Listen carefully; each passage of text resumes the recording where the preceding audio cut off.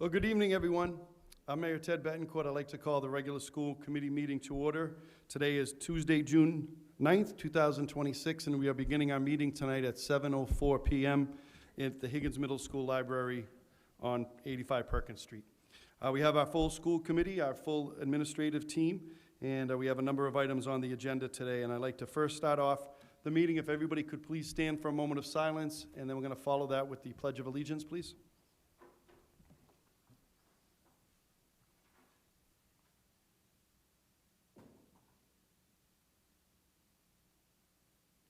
Thank you.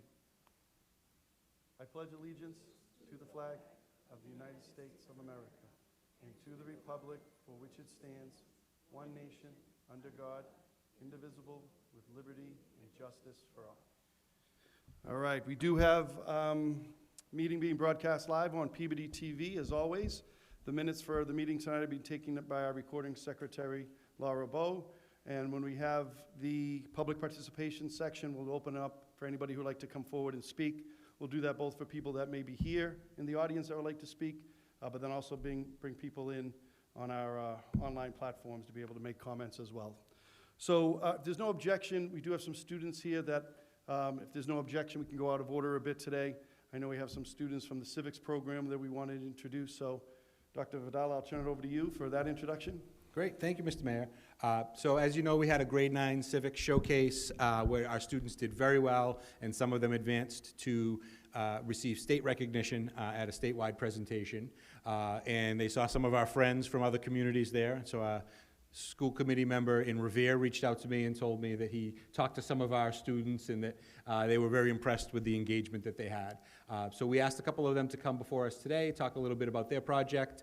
So I'd like to call up Dr. Emily Moore and some of our students up here to discuss their civics project. And then following that, we have Mr. Tanglis and one of our students, Isaac, from who just successfully passed the Peterson School. So we will talk about that program next. But first, I'd like to bring up our civics folks.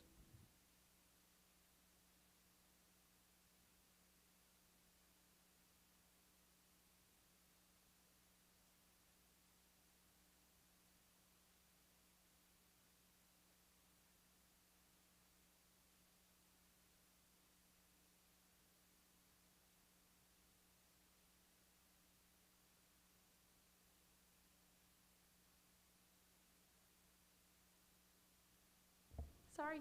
Hi. I'm not going to talk very long. I'm going to let these lovely 9th grade students share their civics project across all of our 9th grade classrooms.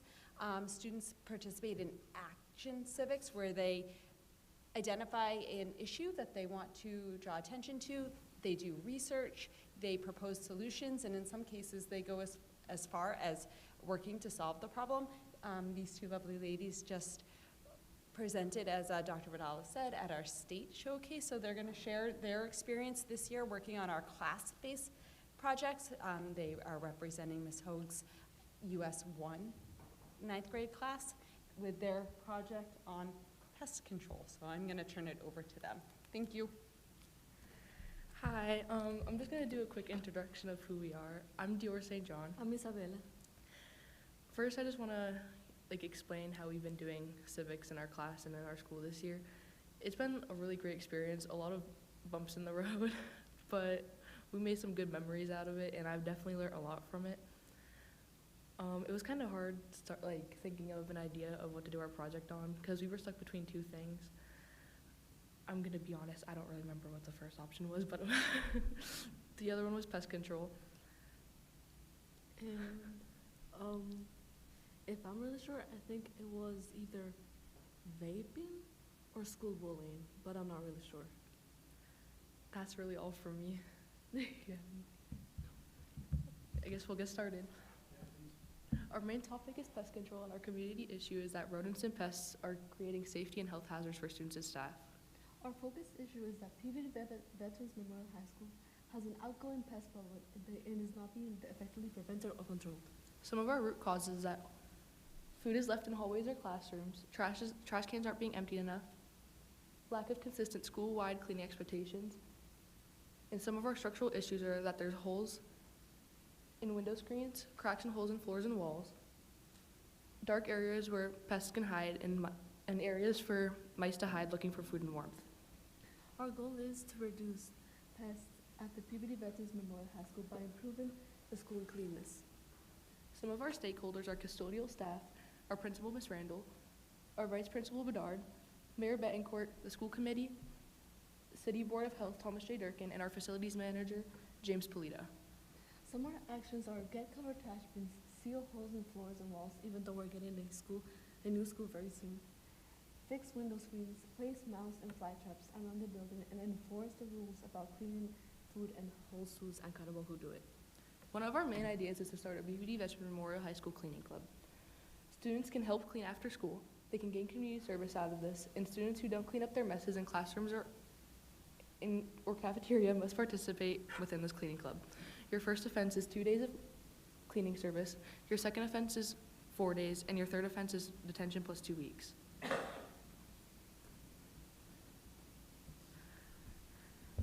All right, well, thank you. That was terrific and an important topic that not just at school buildings, but all buildings, certainly. But that's very helpful. And I want to take a picture of that and get some information off that board, because I think that could be helpful for us. But terrific job. That's really well done. Do we have any questions for our students? Mrs. Dunn? Thank you, Mr. Chairman. The reason that I asked the students to come was because their projects were so well researched. The day for the Civic Showcase, we're all invited to go. And I brought representatives from our OPM company, PMA, came through, because I knew that a lot of the projects that the students were going to present could be useful for the OPM to see. And it was. So when you come in as you're a judge, and you're given paperwork to meet with the students, evaluate their work, look at what they've done for research, and then write a description basically telling them what they did very well on their projects. If you look at the research, and I'm glad you're going to take a picture, because these students met with staff and talked to them about the issues on every one of the different issues students looked at. A lot of what they were talking about was good information for our OPM to know, so that when we go forward to build a new high school, those are areas we will take a look at. This, of course, was pest control, and we know that goes without saying. We want to make sure our buildings are secure and kept clean. And the students had some good ideas on how to do that. Some of the other projects, as they said, they were able to choose from different ones. There was some about vaping, gambling, recycling, composting. And our OPM came over to see the recycling and the composting, and we talked about ways to build the building to be able to have spaces for recycling and composting, different aspects of that in the building for sustainability and what we need to do. And it was really interesting to talk to the students, because they had researched it and they knew what we would need, and they were all very willing to work on future projects in line with the research they had done. They wanted to start clubs at the school, or as you said, volunteer and community service hours to help to make these projects come to fruition. So it was, to me, it shows a really good civics lesson in find a problem, come up with a solution, figure out what you have to do to solve it, and they did all of those aspects on their projects. And then here we are, you went into Boston to the State House, which is quite an honor, and I'm sure they did very well. Thank you, Mrs. Dunn. Any other comments for our students? Ms. Millman? The consequences that you came up with were pretty strong. Did Principal Randall buy into those? Are those things that you brought to Principal Randall? We have, Ms. Hogue has emailed her, but we haven't received that much information. Oh, we haven't received, Ms. Hogue sent her an email, but we haven't received that much information. But she likes the idea. That's great. And did you get to talk to actually the building and grounds? I think that is Ms. Griffith's on the subcommittee about things potentially that could be part of that and moving forward. I don't know why that's. Actually, they went right to the top. They spoke with Mr. Politano. Great job. Thank you. Okay, thank you. Any other comments, Mr. Amico? Thank you for presenting, and I too got a couple of phone calls about our Peabody students at the fair, so great fair at the, so thank you for representing us. And yes, this is unfortunately a problem, not only here in Peabody, I think it's a problem everywhere, you know, rodents, so thank you for looking into this, and you know, keep going at it, you know, let's, you know, keep working with us, keep us accountable, and hopefully with our newer building, that will be, you won't be able to see it, but I know our younger students will see it, and it'll hopefully be pest-free. All right, thank you so much for being here and presenting to us today. Thank you. Thank you. Great. Thank you. Okay, and if there's no further objection, we just have one other group that we'd like to come, so Mr. Tanglis and Isaac Ortiz. And you may recall, we've always been looking for different ways to engage our students, to provide career and technical opportunities. So we have a number of our CTE programs, but for students who want to engage in the trades or who would like to do an experience that we maybe don't offer, we've been able to partner with the Peterson School and Roots in Salem. So I wanted to bring Mr. Tangles here to talk a little bit about some of the partnerships that we have, and then we have this great success story, recent graduate from Peabody High School. So, you know, take it away, Mr. Tangles. Is that on? Okay. Hi, everyone. Thanks for having us. So basically, Dr. Vidala told me we'd have this opportunity to come speak, and I said absolutely, just because the opportunity that we've had at the Learning Academy, the Mall School, the last like 18 months has just been awesome. We took a field trip to the Peterson School. Isaac was actually on the field trip that was last January, like 18 months ago. And we saw it, you know, as soon as the opportunity was presented, we were like, this would be something that would be really cool for our students to have a chance to do.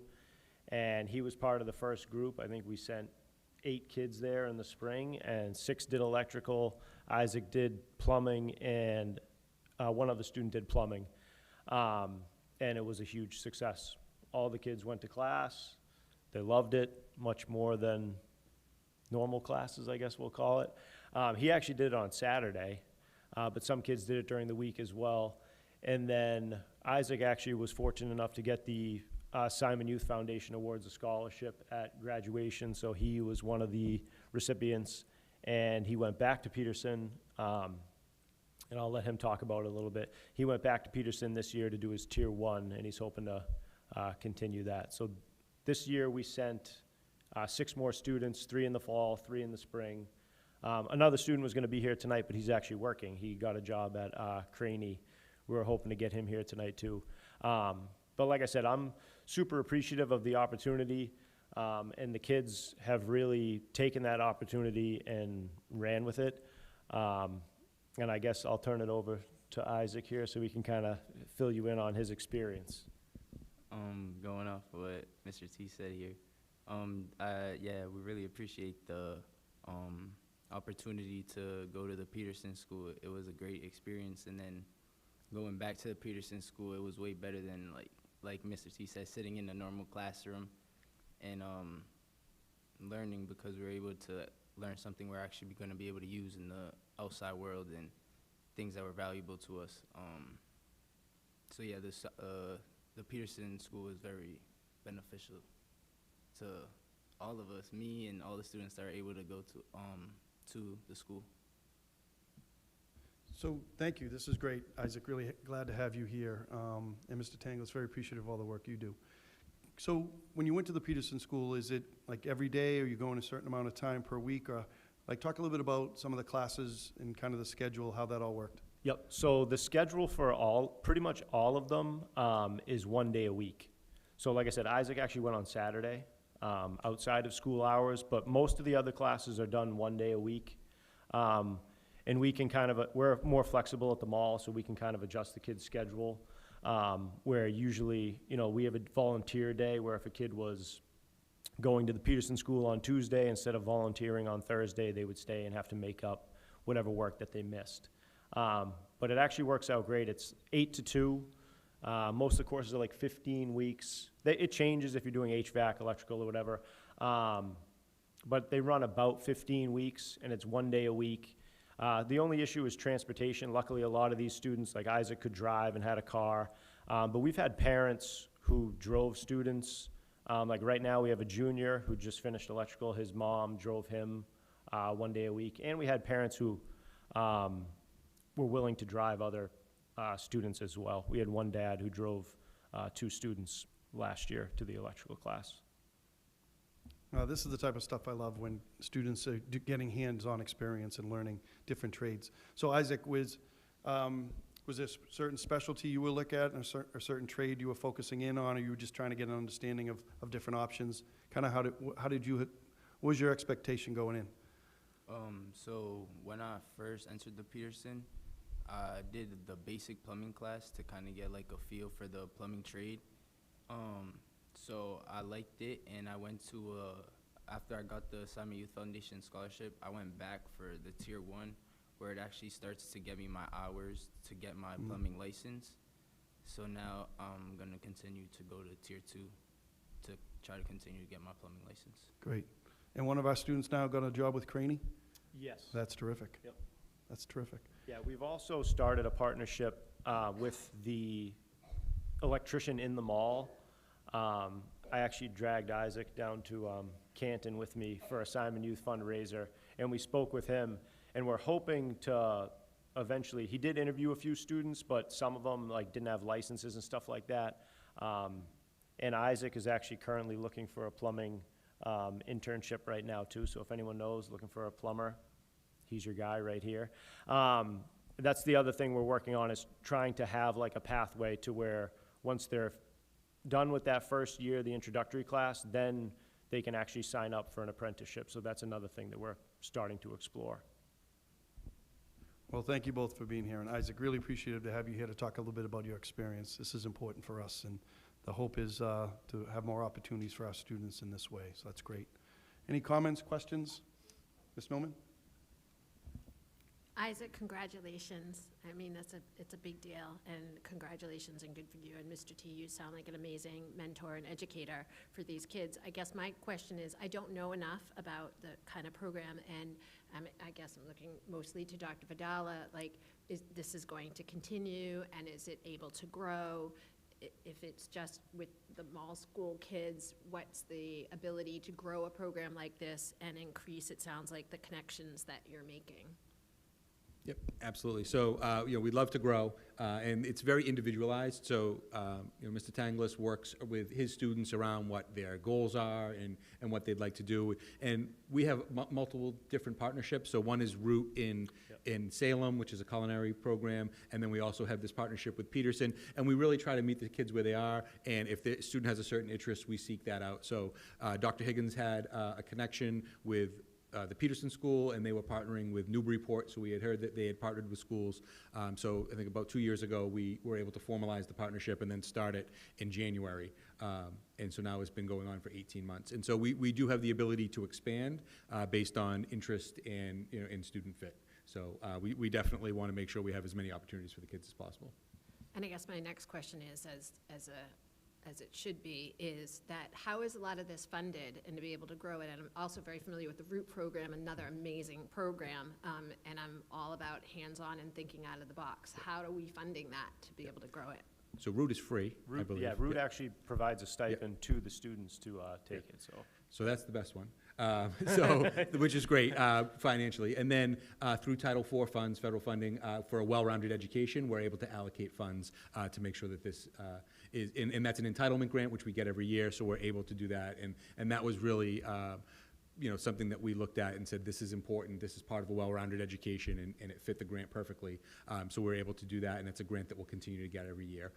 And then if we reached a threshold where there were more students than the grant would pay for, we would explore other opportunities, like, for example, Simon Youth Foundation, Peabody Ed Foundation. We have a lot of philanthropy out there that would help fund students and be able to raise money for this. So right now, it's very healthy and it's sustainable with what we have. And if we have more kids, that's great. We'll continue to find opportunities for them. Yeah, and can I just add too, like, just to go back to how much it helps our school, because I had a conversation with Dr. Vidal about how our students can get elective credits, because we have, 2 classroom teachers, so sometimes it was like forcing kids to do more stuff on the computer, take another class on the computer. So this was another opportunity, like you said, to do something hands-on, super meaningful, and that could lead to a possible career at the end of the day. So it's just been a huge addition to our school. Thank you. Thank you, Ms. Millman. Mr. Olympio? Thank you both for coming here. My question to you is, how would we, if I have local trades people coming into my office, electricians, plumbers, and they were looking for apprentice programs and things like that, would I give them your name? Yes, absolutely. Is just I'll give you my, email? are they looking and for a plumber? contact? Like I said, we have Isaac right here. He's ready. Yeah. He'll show up tomorrow, ready to go. Okay. Maybe email me I a will. contact, because, yeah. Is that in your line of work? Do you deal with a lot of? I prepare taxes, so I have a lot of. Oh, okay. I have a lot of electricians and plumbers and. Oh, wonderful, yeah. All types of tradespeople that are looking for help at various times, and apprenticeships and Absolutely. Yeah. I'll send you an email and yeah, small we'll local connect. businesses. Yeah. Okay. Thank you. Thank you. Thank you, Mr. Olympio. Mrs. Dunn? I have a question for Isaac. When you started at the Learning Academy, did you ever anticipate heading off to the Peterson School? No. It was a pleasant surprise, I bet. Yes, it definitely That's was. really nice. I'm glad to hear that. Thank you. Thank you. Mr. Amico? Thank you both for being here. Isaac, you're very impressive, and Mr. Olympio stole my thunder. I'm going to give you my card, my email. If you could, just email all of us the information. We know a lot of plumbers, electricians, and that's how it works, right? So let's get you in front of some people, and let's get you licensed, and let's get you to make some big money. But you're impressive. Great job. Thank you, I appreciate it. Thank you, Mr. Amico. Dr. Cox? Yeah, congratulations. It's great. I definitely echo everyone has their own connections. Everyone is able and more than happy to share.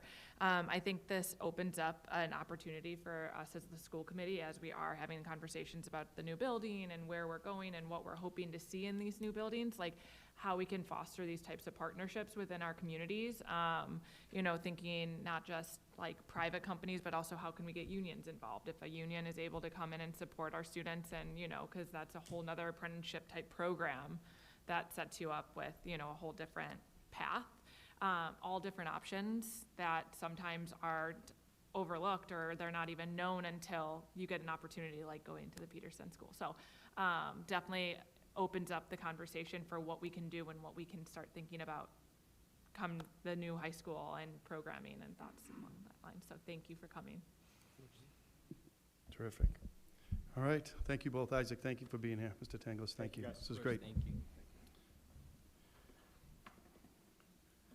All right. I would like to take up a couple of preliminary, or some of the items, the first items on the agenda, minutes, and then approval of bills. But before we get into some of the discussion points, I did want to again ask if we can go out of order, go to the Peabody Promise update, and then I wanted to go to Mrs. Dunn's Quality and Standards Subcommittee. We have a number of people here, a number of family members of Jason that we would like to take up some of those issues in your committee. So if we first can go to, I'd like to get the minutes received and voted on. So I'd open that up for a motion. Motion to receive and approve the minutes of the public hearing on the budget. Second. All right, so the first motion for Mrs. Dunn was to approve the May 21st, 2026 minutes from the public hearing for our budget. Motion was made by Mrs. Dunn, seconded by Mr. Amico. Roll call vote for approval, please. Mrs. Dunn. Yes. Mr. Olympio. Yes. Ms. Millman. Abstain. Mrs. Carpenter. Present. Mrs. Cox. Yes. Mr. Amico. Yes. Thank you. And then we have the minutes from the May 26, 2026 regular school committee meeting. Open those up. Motion to receive and approve. Second. Okay, thank you. You've heard the motion to approve the regular school committee meeting minutes for May 26, 2026. Motion made by Mrs. Dunn, seconded by Mrs. Carpenter. Roll call vote on those minutes, please. Mrs. Dunn. Yes. Mr. Olympio. Yes. Ms. Millman. Abstain. Mrs. Carpenter. Yes. Mrs. Cox. Yes. Mr. Miko. Yes. Right, thank you for that. We'll go to item number 2 real quick, approval of bills. We have 4 warrants. I'll turn those over to you, Mr. Olympio. Thank you. I'd like to make a motion to approve warrant number 6387 in the amount of $1,194.55 dated June 9, 2026, subject to audit. Second. Okay, thank you. You've heard the motion by Mr. Olympio for approval of warrant number 6387, seconded by Mr. Amico. Roll call vote, please. Mrs. Dunn. Yes. Mr. Olympio. Yes. Ms. Millman. Mrs. Carpenter. Mrs. Cox. Yes. Mr. Miko. Like to make a motion to approve warrant number 6388 in the amount of $134,779.38 dated June 9, 2026, subject to audit. Second.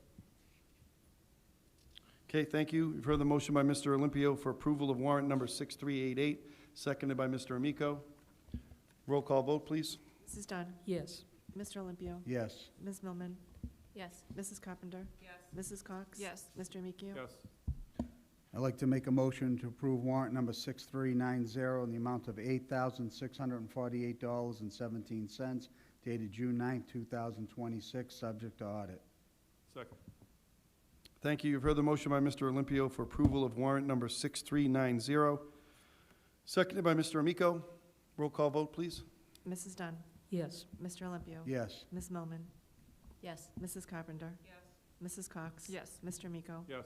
I'd like to make a motion to approve warrant number 6391 in the amount of $802,419.57 dated June 9, 2026, subject to audit. Second. Thank you. You've heard the motion by Mr. Olympio for approval of warrant number 6391, seconded by Mr. Amico. Roll call vote, please. Mrs. Dunn. Yes. Mr. Olympio. Yes. Ms. Millman. Mrs. Carpenter. Yes. Mrs. Cox. Yes. Mr. Miko. All right, thank you, Mr. Olympio. As I mentioned, I'd like to, if there's no objection, go to the superintendent's report to item number 2 for the Peabody Promise update. We have a number of Peabody Promise representatives here today, and if there's no objection, I'd like to go to them. Great. Thank you, Mr. Mayor. So I'd like to call up Maria Sherry and Sarah Grinnell, who are here on behalf of Peabody Promise, and just to share an update of the work that has been done thus far, and also some of the work that we are looking to do in the future. I see Sally Rosario in the audience as well, who has been very instrumental in a lot of the work that we've done. So Sally, thank you for being here, as well as the number of people that we have here as well. Without further ado, I will turn it over to Maria and Sarah. I'll have a couple slides that I'll also report out on and some of the things that we're doing in the school. Good evening, everyone. Thank you for having us here tonight. We are here to provide an update on the work of some of the subcommittees and also the outreach to students, amongst other things. So in this first slide here, we're talking about the Student Resource and Support Center here at the Higgins. I think what's most important to know about this is last time that we came and presented the data to you, we had some students on the wait list that were being seen but didn't have a regular appointment. I'm happy to say that in the month of April, we had 0 students on the wait list, so that's a great thing. They had 133 sessions during April alone, 782 sessions since the beginning of the school year. You can see down bottom the unique students served, so that's individual students.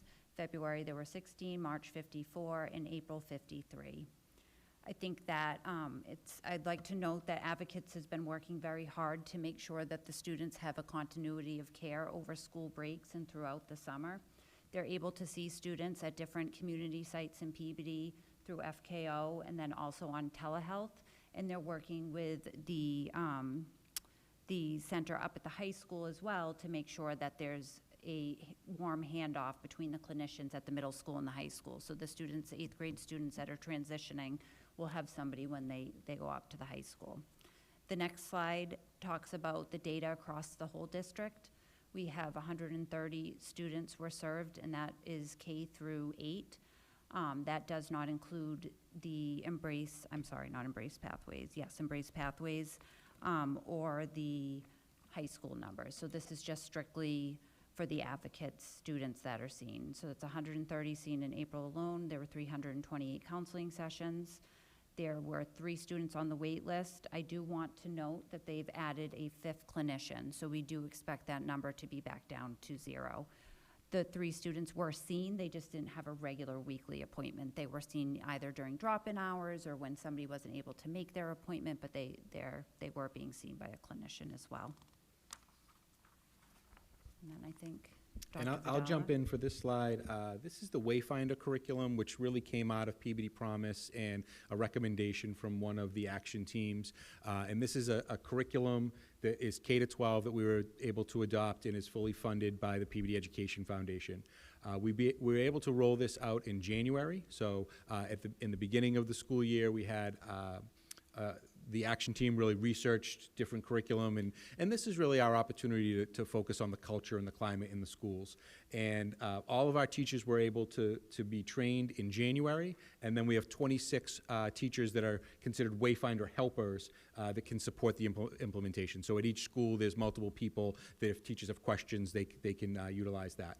As of June 1st, 2026, we have 477 active educator users. So those are our staff members who are active users who are doing this curriculum, anti-bullying, and really social and emotional learning curriculum with our students. We've had over 23,000 educator activities this year, just from January to June 1st. And we've had 5,672 students engaged. So all of our students have been engaged with the platform, and really this is making meaningful change. And we've had 5,748 lessons and activities completed just in this short period of time. So to be able to do this in less than a year's time and be able to do it in January and really implement it is a huge credit to the action teams and the people who have really advocated for this. This is something that our district was missing, and through the advocacy, we were able to implement that, and it's really making meaningful change.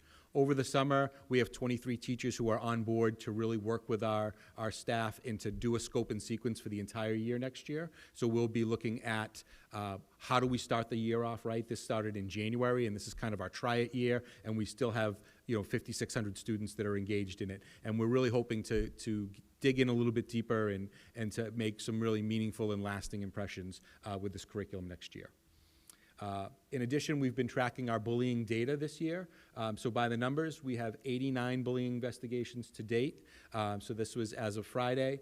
During the school year, we've had 23 bullying allegations substantiated. So every time we have an allegation, we put in supportive measures right away. We investigate, and we work on communication with the parents, the staff, and the students to make sure that we're keeping the kids safe.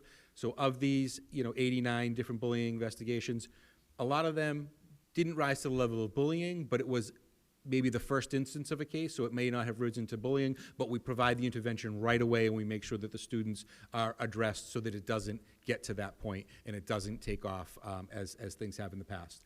We have had 23 allegations substantiated, and there's more intervention and supportive measures that are there. We still have a lot of work to do in this area, but this is making some meaningful change. We're able to track the data now and be able to report on it. We have 3 bullying investigations that are currently being investigated and will be wrapped up by the end of the school year. And finally, another one of the items that came out of the Peabody Promise action teams is the behavioral assessment team at the Higgins, or the BAT, as it's so called. And this, again, is comprised of a district administrator, a Higgins administrator, our school resource officer, 2 counselors, a nurse, and a teacher. And they meet weekly throughout the school year. This year, they've followed up on 28 bullying investigations, 6 of which have been substantiated, and 4 that are currently being investigated at the Higgins. So this slide, I believe, was updated more recently than the last slide that said there were only 3. So we've had a new one come in, but we are currently investigating that as well. Members of this team attended the Northeast School Safety Summit in May, and they're able to get professional development and then share that with the Higgins team. They've conducted interviews to really get a deeper understanding of what's going on, some of the challenges and opportunities for our staff, so that we can provide some more support there. And then they also engaged, this is a hyperlink here, but there's a K-12 guide on bullying awareness and creating a safer student experience. And so this is a research-based article that was written by Dr. Amy Grosso from Raptor Technologies. They got this connection from that school safety summit, and we were able to really dive deep with the behavioral assessment team, take some recommendations, and then hopefully be able to implement those at the Higgins next year. And then this last bullet here is they've put together some focused recommendations based on what they've seen to share with the Higgins leadership team, and they hope to roll out some of that new pieces as we move forward. I'll turn it back over to you for the policy and procedures. I'm going to speak to some of the subcommittees of the Peabody Promise Group. The first one I'm going to speak of tonight is a curriculum, policy, and procedures. I know some of the members of the committee are on that group as well. I'm not part of it. John Swanson wasn't able to join us this evening, so I'm pinch hitting for him. They have, so far this year, they reviewed the bullying policy. I know you'll be doing a first read of that this evening. They looked at a number of curriculums. They made the recommendation of the Wayfinder curriculum, and now they're submitting the policy to you for that read tonight. We have another subcommittee that is working on a photo voice project, and the goal of that project is connect residents through photos and stories of their life and their adversities they've overcome. That's called Portraits of Peabody. Sandy Drover, the Healthy Peabody Collaborative, is leading that community group. Mark your calendar, because August 13th at 5:30, they're going to have the unveiling. We have around 20 or so community members that have participated thus far, and we're going to be adding some additional ones. It's going to be a great night, so please, I hope to see everybody there for that. We also have a subcommittee that works on communication and education. Maria's going to speak to the newsletter shortly. I want to speak to the education piece. We offered a parent education night back a couple weeks ago in May, and unfortunately we had a very, very, very low enrollment in that. It was a virtual training, and parents are able to view that for the next 6 months. They're able to view that online. I'd like the support of the committee and the schools. We need to get parents more involved. I think that when we're talking about bullying and mental health, parents are our first line of defense, and they really need to be part of the solution. This particular training was on peer pressure, which is so important for all students, but particularly at the middle school level. So I'd like to see those numbers go up. So we're going to be meeting with the school administration. They were hugely supportive, sent out a number of emails to parents. It went out on social media. We tried to get it everywhere we could. But I'm going to be meeting with administration to figure out ways that we can kind of either lure or incentivize parents to come in, either offer viewings at local restaurants so we can mix food and the trainings or whatever. So I'm open to any ideas, and I'm definitely looking to the support of all of you. I also want to note that last month we held a social service summit at City Hall. The mayor hosted that for us, and our social services and behavioral health department held that.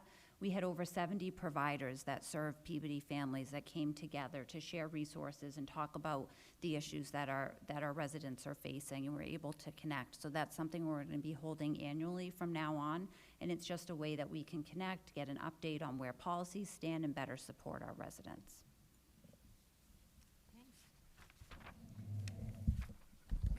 Hello, everyone. So I will speak a bit about the Bloom app. This is the free mental health app that is available to our community. There's a lot of great information, but as Sarah says, we really need help getting this out to our community so that people know about it. And every time we go out to an event, which I'll speak to a little bit later, with our informational tables, we have QR codes that people can scan, and you know, every time we do one of those events, we do see a bump in the number of people that sign up. But it's if you haven't checked it out, it's a great little resource. So this is, I think, our best way to start growing the Peabody Promise community of people who are interested in our mission. We've sent out 6 email blasts, pretty comprehensive email blasts of things that are happening in our community, good things, people that are doing really kind things in our community, information about the events and programs. We had our car show, which was a great success. last month, along with other initiatives that Jason's Legacy Foundation had done in memory of Jason last month. Our open rates are fantastic. Right now, we have about 300 people who subscribe, and each time it gets shared, if it's shared through the district, I see a bump in the number of people that sign up to read it. When we go to a parent-teacher night or any type of event in the community, we do see a bump. The open rate is at 65%, which is incredible for a community newsletter. And we're still holding steady at about a 15 or 16% click-through rate. So that's anytime, I share links in the newsletter. So we really, really need help sharing it. If Facebook pages or however, just share the link and ask people to sign up so that we can, ensure that more people in our community know of the resources and the events and things that we're doing. So the car show, so this was fantastically fun. The weather was not as fun, but we had a great time. We had, 65, I think it was over 65 owners came out with their vintage cars, and we had so much support from the community. There were generous donations from individuals and businesses and families, and we had Jalissa Williams, who is a freshman at Peabody High and a friend of Jason's. She baked cookies and sold them and donated all of her proceeds to Jason's Legacy Foundation. I think she was shooting for, like 500. How much did she get? 9? She got close to $900. Yeah, so there's just so much fun and so much generosity. So we were really grateful for everybody who came out to support that. And then over the coming month, we're curating a list of more community events that we can go to, like the summer concert series, the PEF Family Day in the fall, Jason's Legacy events, and things like that, where we can, go out and have these informational tables. So we'll be starting an eligible volunteers list very soon, where anybody who wants to come out and help. There's a lot of events, and there's just a few of us. So we could use all the help that we can get. So look out for an email about that coming soon. That's it. All right, well, a few things that I wanted to say, and I want to thank the two of you. I want to thank Sally, members of the committee. Hillary Gately's here, Liz Mover, so many of the school committee members and school administration team. I'm very grateful because a lot of time and effort has gone into this. We still have a long way to go. We still have a lot of work to do. I know we're taking a big step today with the policy first reading, and we got to get that moving to get set up. But in terms of the numbers that I was shown earlier, and I was aware of those numbers certainly being a part of the committee, I'm just very grateful that we're starting to have these programs in place, and to see the number of students now that have support, that have the ability to meet with a counselor that we didn't have before. We didn't have any of this stuff before at the middle school. Now we have programs set up where some students are receiving support, whether it's a weekly scheduled meeting or drop-ins. Again, that was not there. This is there now because of a number of caring people came together to support Jason's family and to honor his legacy by making the improvements that we needed to make as a community. And we are making those improvements, but we still have a lot to do. But I am very grateful. Those numbers are very meaningful. They hit me pretty hard to know those students are receiving some support. And again, I'm very grateful because that's all started by a number of very caring people, Jason's family, a number of people that have just been involved from the beginning. To sit in a car show that was raining pretty heavily, I got to come and give out awards, so I got to kind of do the cool part. But, to have so many caring people be there to support a new program in the city, we were able to raise some money that will help in the future. But that was just one thing that happened. But I remember at that moment, at that event, I looked around and I saw a number of people that are here, people that would be here if they could, just giving of themselves to try to make things a little bit better. And it really was very heartwarming, and I do feel like we're on the right track.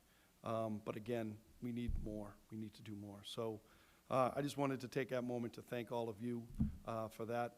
We've been meeting usually every 3 weeks to a month. We meet in my office, kind of brainstorm, continue to discuss ideas and topics, and but we've been able to raise money through Dr. Chowie, Racetrack Rick, so many other people through the car show. I didn't know what to expect with the car show, quite frankly. I didn't know what to expect. But that worked tremendously, and that'll build every year where I know that the car show community wants to sponsor this event more going forward. And hopefully we'll get a nice day and get even more cars there and more people. But there were a number of donations that we received that are very meaningful and will help us in our efforts going forward. So that's terrific. Let's open it up. Any comments, questions from our team here? And Mrs. Dunn, Mrs. Millman, I mean, really everybody's been a part of this in different ways. So let's talk. Dr. Cox, I'm going to start with you and then go to Mr. Miko. Thank you so much for sharing all the information. I think these numbers, I believe from the last time, at least from like the outreach point, have definitely gone up, which is wonderful.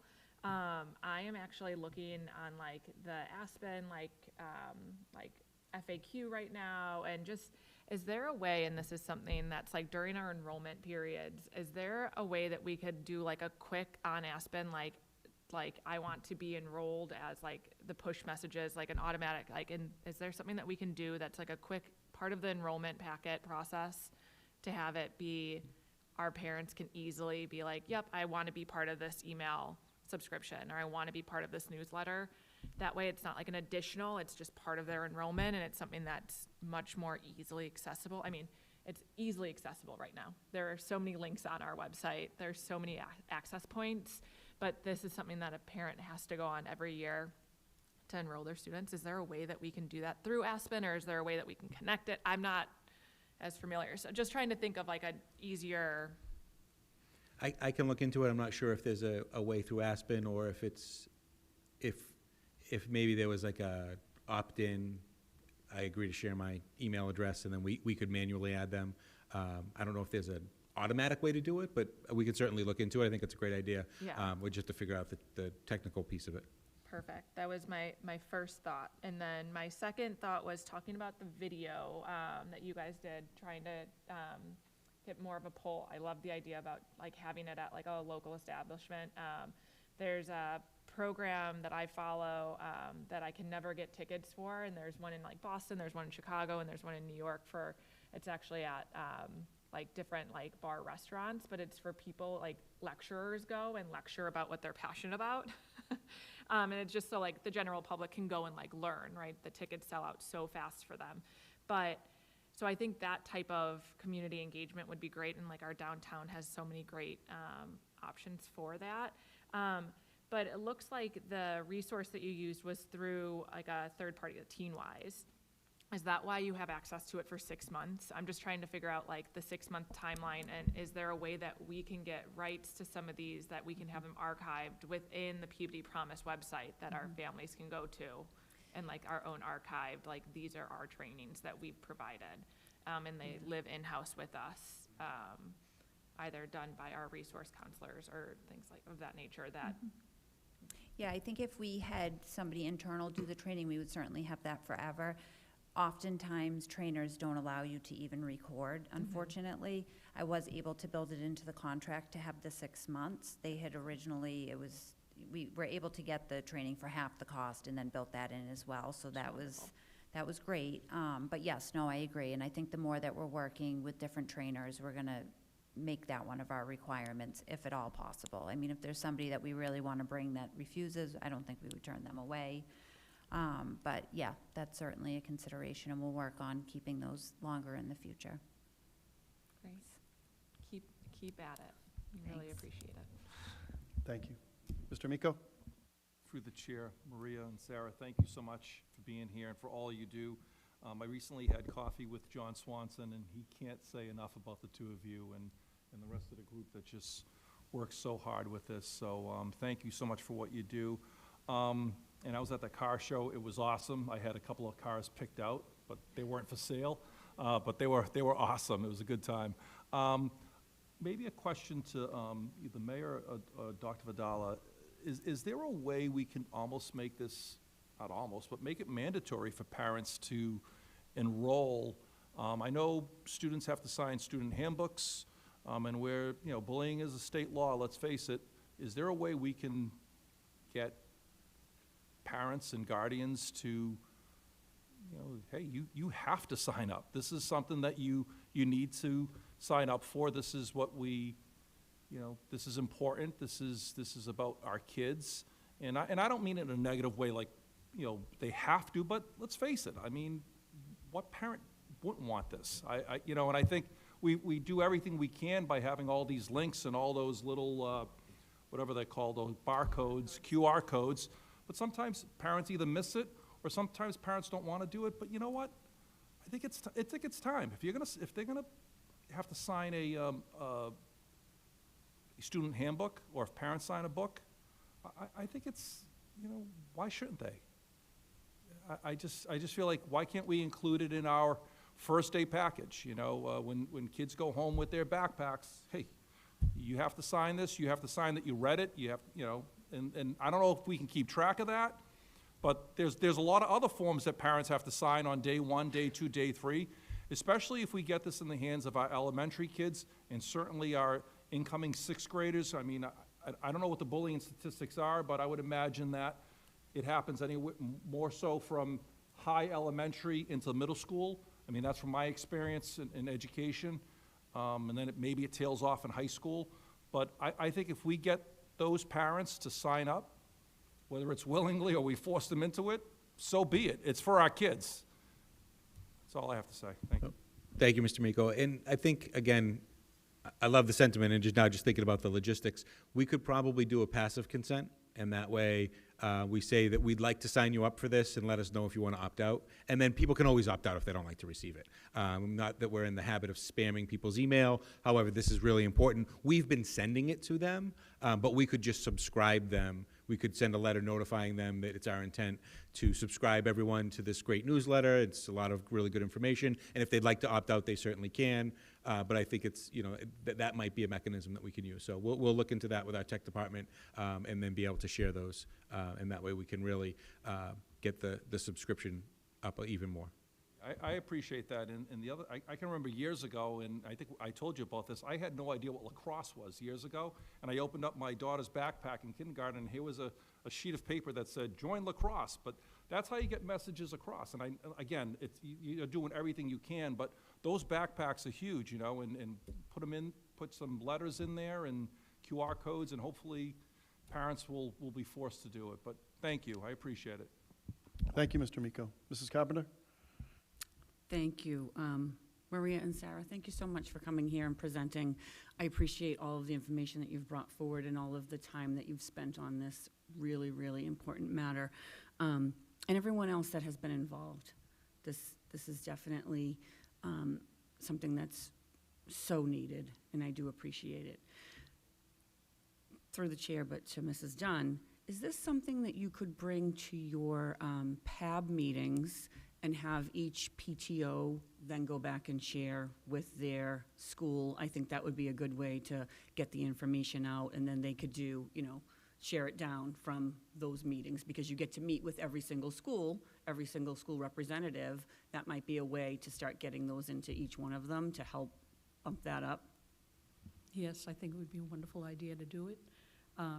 I think what Mr. Miko has brought up is excellent, and that would be another way that we should use to get this out to all the parents. Yeah, I think that would be good. Absolutely. Thank you, Mrs. Dunn. Thank you for coming. Thank you, Mrs. Carpenter. Mrs. Dunn? Thank you, Mr. Mayor. Actually, following up on what Mr. Miko has said, I agree. We have parents signing all kinds of things for the handbook, and one of them is actually related to bullying. It's cross-referenced in the bullying policy that's now completed, and the anti-bullying policy, the acceptable use policy that everyone has to sign to be able to use the computers in this district. And one of the things is they have to acknowledge that you're not supposed to use the computer for cyberbullying, which is pretty specific. I do think that having people made aware and acknowledging the receipt of this information would be very important, because I think people need to get the message that bullying will not be tolerated. End of story. It's that simple. And that's what everybody's working for, but I do think we need to put that out clear as day and have everyone on notice and on record that they are aware that bullying will not be tolerated. And when someone signs those papers in the back of the handbook, they are saved. And I think that it would prove when someone said, well, I didn't know. Yeah, you did. You were put on notice. You signed the paper. So I think it's a great idea. And I do agree with Mrs. Carpenter, as I said. I think getting it out to as many of the parents, however we can get that information out, is excellent. I just want to thank both of you for the work that you're doing and that Peabody Promise is doing. It's critical. It's been extremely just amazing to see all the work that you've done. Those numbers are really, they're very moving when you think of the students that needed help and were able to go and get some help. And I think it will continue to grow as people become more familiar and more comfortable, because the entire issue of mental health is one that's very difficult for many people to acknowledge, to accept, to work with. I also want to say thank you to the mayor for making a Department of Social Services. That's huge right there. And the summit was outstanding. Seeing the presentations by the groups, hearing what people are doing here in Peabody to help everyone, and knowing what's available to the people in this community was overwhelming. And then the discussions afterwards, they were really interesting to hear the different input from people based upon where they were coming from. That was actually really fascinating, and I know lots of notes were being taken, and it'll be interesting to see what you discovered through that, but I do think it was excellent. I'm glad it took place, and I'm looking forward to seeing that again. It was wonderful. And then the newsletter. The newsletter's excellent. I love getting that and reading it, and definitely I'll post it on Facebook and tell my friends to read it because it's helpful. It has a lot of great links, a lot of good information. It's very well done, and that's really what I wanted to compliment you on beginning when you started talking about it, to say how readable it is, how nice it is to see it. Whoever designs it is doing a great job. But now, knowing you need more people to read it, okay, we'll get that going too. So thank you. Thank you. Mr. Olympio? Thank you. Thank you both for coming here and everybody that's involved. This is, as I've said in the past, it makes me sad in one respect, but it gives me hope for going forward with the kids. And as long as this is around, unfortunately, I think this is the major difference between when we were kids, so to speak, with the kids what they have to deal with now. And to expand upon what Ms. Carpenter said earlier, I mean, I think the more we have it in front of parents, the information forms, things like that. Even, when the students are participating in sporting events, performing arts, field trips, they have to sign notices. Have it, have that information available, the resources there where people can reach out, because a lot of times this bullying will start with sport teams, performing arts, things like that. When the kids are in a group, and as kids break off into certain groups, they'll kind of seclude, unfortunately, a few kids. So at least when they're signing up for these particular events and programs, that the parents, I'd rather have a parent say, gee, this is the second or third time we've seen some information based on this program. I think that's a good thing. So again, maybe when the coaches at all levels can send out some information to all their, their athletes, and same with the performing arts. The more people are aware of this, the more parents are aware of it in different situations, not just in the academic sense. It's just everyone will be better off. Thank you. Thank you. Ms. Millman?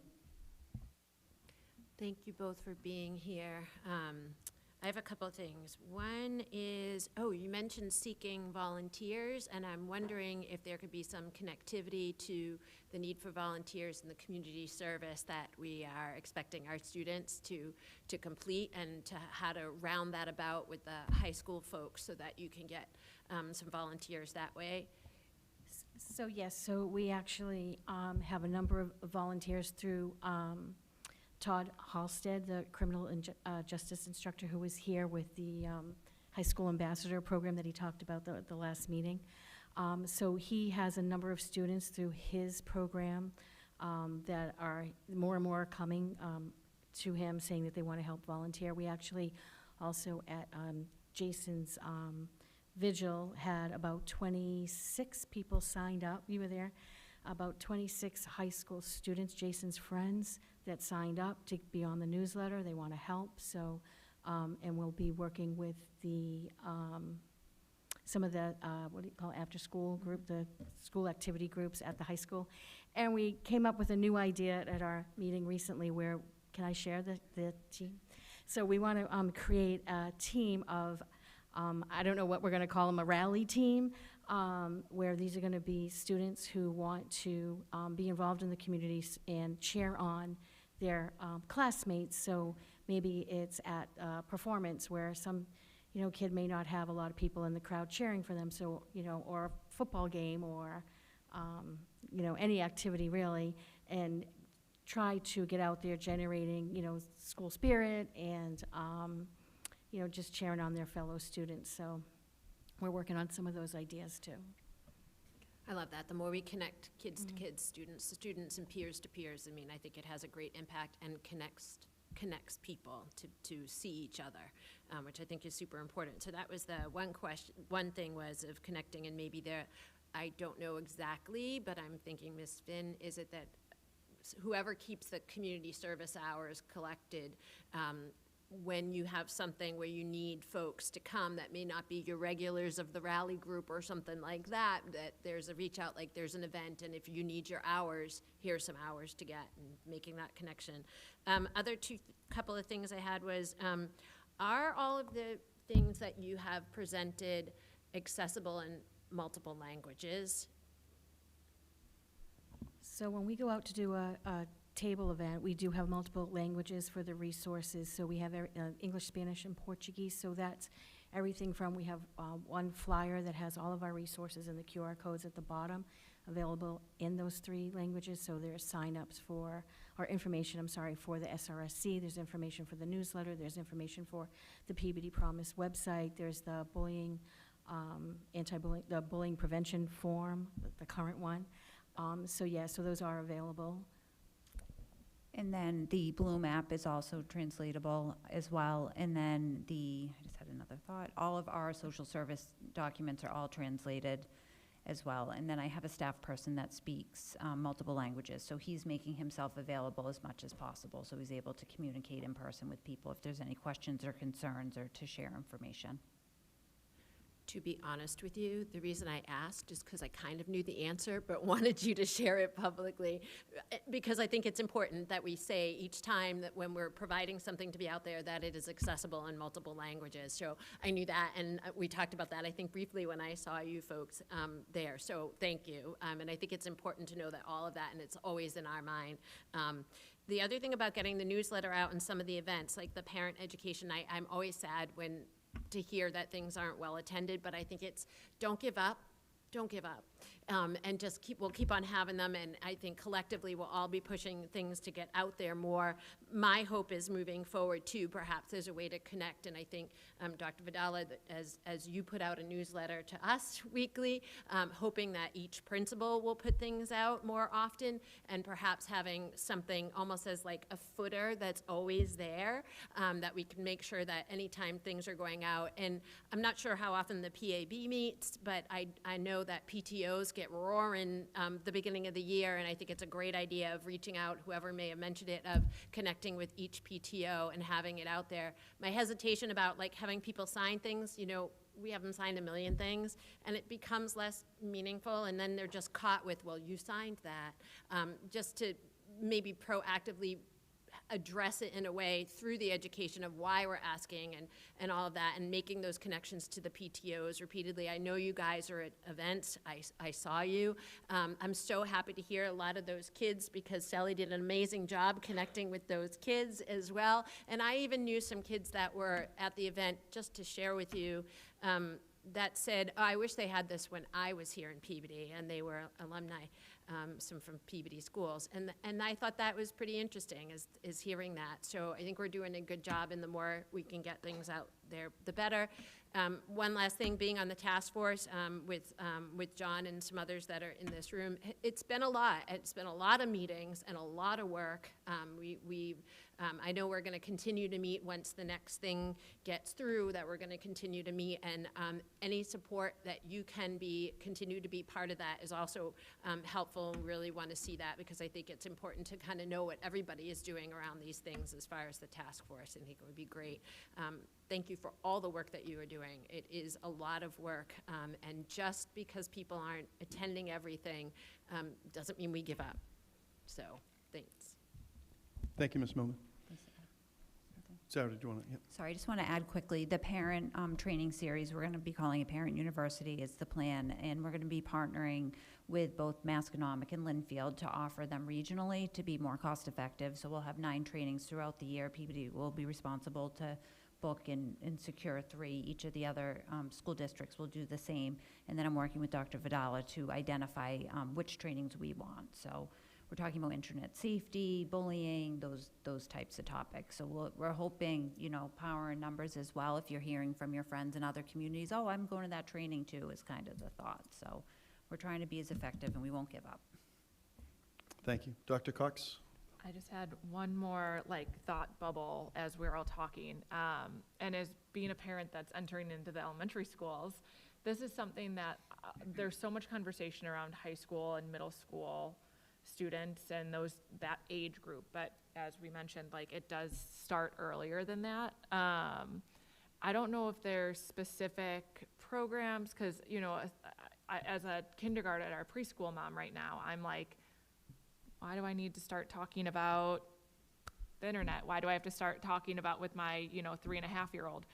If there's also possibility of finding and captivating those parents who have the preschoolers, the kindergartners, the first graders with more conversation and topic that's more sensitive towards kindergarten, because some of these bigger topics, that first grade parent might be like, that's not in my realm yet, but if it's provided in a way that's accessible for their first grader and for them to talk to their first grader, that might hook them enough. And then you have buy-in from a first grader who that parent's going to continue to buy in year after year. And then by the time they're students in 8th grade, they've been to dozens of the trainings that are offered, because they understand the importance of it starting in kindergarten. Just a thought, as somebody who's like, so many of these topics, I'm like, why am I thinking about that with my 3.5-year-old right now? But I talk to my daughter all the time about being nice and gentle and caring, not just to her sister, but to everyone. So it's how can we expand that and just kind of embed it into what we're expecting our parents to do with the youngest students that we have coming through. Thank you. Mrs. Carpenter? Thank you. Through the chair, quick question. Sarah, you said the parent university, you're partnering with Linfield and Masco. What about Essex Tech? So my regional substance abuse prevention grant, they're 2 of the people in our cluster, so that's where that comes from. We're just funded regionally to do things like this together. So, but we can certainly reach out to Essex Tech as well. That would make sense. And again, through the chair, Mrs. Dunn, I knew I asked you about PAB. You're on the Essex Tech board. Can we get some of that information disseminated throughout Essex Tech as well? Excuse me. We could, and I will let all of you know, Essex Tech has a very thorough program for social and emotional wellness, as well as bullying prevention. They are very, very conscious of the need for students to not only be responsible to each other, but to be kind. And Kindness Month is, I believe it's April. They celebrate kindness every single month. They are very, very careful about making sure that students are protected and that they are basically acknowledged for their differences and cherished for those. They have a couple of really nice programs. One is the Dirty Hands Project. The whole school goes in on the Colleen Ritzer celebrations throughout the year. If you ever drive by, their electronic sign, if it's not telling you about an event at the school, it says, "Be kind." Very simple message, but they're very serious about it. They actually have some great programs there that, Yeah, no, I agree. Yeah. Great. So I was just wondering if the parent university would be just another added, yeah, you know, we have the they're good Peabody about kids. putting Yeah. things out Yeah. for other, for other districts as far as letting parents know about the courses and things, so I'm sure they'd welcome it, Yeah. because they're really, Just to get some more really people in there, careful. right? Yeah, We have Peabody kids there, so we need to take care of all of our kids, but we do have some Peabody kids there, so that might be Yeah. more of a connection. Thank you. Okay, thank you, Mr. Carpenter. Okay, thank you both for being here. Thank you. Yeah, I wanted to, Dr. Vidal, I'll turn over. There was one other item. Thank you. So the next item on the superintendent's report is gratitude to our legislators for House Bill H.5470. And so I wanted to bring this up because it's very meaningful for the people who are here tonight, and so I wanted to do this while you were here. At the end, this is kind of interesting. At the end of every fiscal year, the legislators are able to collect some money from unspent grants and reallocate them to things that are very important to communities. And some of that money has to be earmarked a certain way. So PB is receiving two different allocations. One is some grant funding through like a clean energy bill that's going to go to some ceiling tiles and some LED lights at the West School, which we're very grateful for, and we'll send a letter of appreciation. But the second one is very meaningful, and I wanted to take a moment and really talk about this. So in House Bill H.5470, there was a line item for Peabody that Representative Tom Walsh put in there in memory of Jason Bernard, $50,000 to the Higgins Student Resource and Support Center. This was read by every legislator this year in Massachusetts. Jason's name was read, and it will forever be in this bill in 2026 that we received $50,000 in memory of Jason Bernard to continue the work that we're doing, and it's because of all the advocacy that you did. We're going to send, and this was because Mayor Betancourt really pushed and advocated for this with Representative Tom Walsh, and he pushed that on the floor of the State House, and they voted to allocate this money to us. So a huge thank you to Mayor Betancourt and the school committee for supporting that, and to Tom Walsh. We're going to send him a letter. But I wanted everyone who's here tonight to hear that Jason's name was read on the floor at the State House this year, and we'll continue that memory to be there, and it's not going to be in vain. So thank you.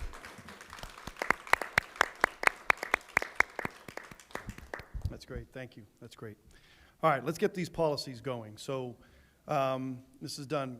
If there's no objection, I'd like to stay out of order. If we can go to quality and standards, turn it over to you, Mrs. Dunn, so we can start taking up our votes on the policy to get those implemented.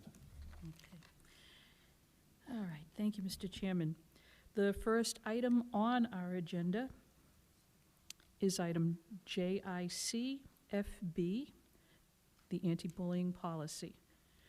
We have worked on this after it was given to us by the task force. There were very few changes brought forth on that. There were a couple of adjustments on procedure of how policy, of how it would be brought to the attention of the principal if there was an instance of bullying in a school.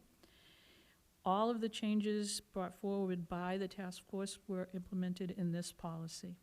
So I would like to request that we take JICFB for a first reading. So moved. Second. Okay, so we have a motion made by Mrs. Dunn to have a first reading of the policy mentioned, seconded by, Second. I'm sorry?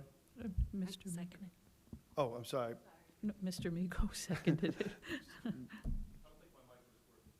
Nice. So seconded by Mr. Amico. Let's do this, roll call vote, please. Mrs. Dunn? Yes. Mr. Olympio? Yes. Ms. Millman? Yes. Mrs. Carpenter? Yes. Mrs. Cox? Yes. Mr. Amico? Yes. Thank you. Now, that will come forward at our next meeting for a second reading. Okay, so we do not have to read the full policy today. That vote constitutes the first reading. Yes. Then the second reading would be at our next school committee meeting. Yes. Unless there's any amendment or change that anyone wants to bring forward. Okay. Thank Yeah, let's open it up for discussion. Ms. Millman? Thank you. Thank you for bringing this forward. I do want to bring up some of the things that are, have been in what was shared that I think are monumental differences, because to be clear, there was aspects of compliance, and that wasn't what was the problem. It was kind of implementation and understanding, and I think that the way things read now are much, much better in understanding. And I know that because I was on the task force that, just to share historically, one of the biggest pieces was, what does ours say? We know it's compliant, and that was not the issue. It was about implementation, and how do we make it better so that implementation will be better. And I think one of the greatest pieces of it was, a component was that reports have to be, in a very short turnaround, put in writing when someone reports an allegation of bullying. And while that isn't required by law, this is above and beyond, and I think it's in response to our community feeling that things weren't happening the way they needed to. And I know that Dr. Vidala looked at all of these policies, as did our task force, on what makes things different and understandable. And that piece of putting things in writing is hugely important, so that people know that when a report is made, there is an expectation there'll be a quick turnaround in writing, either by the person that's making the report or by the principal, because ultimately it's the principal's role. They will turn that around in writing of what the report itself is, so that, and I'm looking to Jason and his family so that there's an understanding of when a report is made, people know that it's heard, because they're going to get something in writing back, and that's hugely monumental and a difference, and above and beyond what's required of us as a district, because we know we've needed it and it'll be helpful in implementation. And then from this, I know that the task force has shared with Dr. Vidala the things that follow from the BPIP, the Behavior Prevention, Bullying Prevention and Intervention Plan, and as well as different forms. So we'll be able to, with this, as after the second read, and hopefully vote forward, we'll be able to do more. But I think that piece should be addressed, should know that there is a change, and it's to help with implementation. So when things are reported, families know that there'll be some documentation pretty quickly turn around as the process of investigation begins. Thank you, Ms. Millman. Any other comments? Mrs. Dunn? I would just like to say thank you to the members of the task force who worked on preparing this policy and submitting it in. I want to thank the attorney who reviewed it and made comments on that, and who also made himself available to us as we worked on it as a subcommittee, so that we could get clarification on a few things. And if it would help, Mr. Mayor, I would be glad to read this into the record. However, it is lengthy, but I have no problem reading it into the record if you want me to. Yes. Okay. All right. Peabody Public Schools Anti-Bullying Policy. The Peabody Public Schools, PPS, in partnership with parents, guardians, and the community, and in keeping with the PPS core value of respect for human differences, believes that a positive, safe, and civil environment in school is necessary for students to learn and achieve. Bullying is conduct that can disrupt a student's ability to learn by preventing that student's full engagement with his or her education. Moreover, bullying compromises a school's ability to educate its students in a safe environment. The Peabody School Committee therefore prohibits acts of bullying or cyberbullying throughout all schools. Bullying shall include, but is not limited to, the repeated use by one or more students or a member of the school staff of a written, verbal, or electronic expression or a physical act or gesture, or any combination thereof directed at a target that causes physical or emotional harm to the target or damage to the target's property, places the target in reasonable fear of harm to him or herself or of damage to his or her property, creates a hostile environment at school for the target, infringes on the rights of the target at school, or materially and substantially disrupts the education process or the orderly operation of a school. School staff includes, but is not limited to, an educator, administrator, school nurse, cafeteria worker, custodian, bus driver, athletic coach, advisor to an extracurricular activity, and paraprofessional. Cyberbullying means bullying through the use of technology or any electronic communication, which shall include, but shall not be limited to, any transfer of signs, signals, writing, images, sounds, data, or intelligence of any nature transmitted in whole or in part by a wire, radio, or electromagnetic, photoelectronic, or photo-optical system, including but not limited to electronic mail, internet communications, instant messages, facsimile communications, cell phone, or texting. Cyberbullying shall also include the creation of a web page or blog in which the creator assumes the identity of another person or knowingly impersonates another person as author of posted content or messages, if the creation or impersonation creates any of the conditions enumerated in the definition of bullying. Cyberbullying shall also include the distribution by electronic means of a communication to more than one person or the posting of material on an electronic medium that may be accessed by one or more persons if the distribution or posting creates any of the conditions enumerated in the definition of bullying. Bullying and cyberbullying can occur in and out of school during and after school hours, at home, and in locations outside of a home, subject to the limitations set forth below. When bullying and cyberbullying are alleged, the full cooperation and assistance of parents or guardians and their families are expected. For the purpose of this policy, whenever the term bullying is used, it is to denote either bullying or cyberbullying. Bullying is prohibited on school grounds, on property immediately adjacent to school grounds, at school-sponsored or school-related activities, functions, or programs, whether on or off school grounds, at a school bus stop, on a school bus or any vehicle owned, leased, or used by the school district or school, or through the use of technology or an electronic device owned, leased, or used by a school district or school.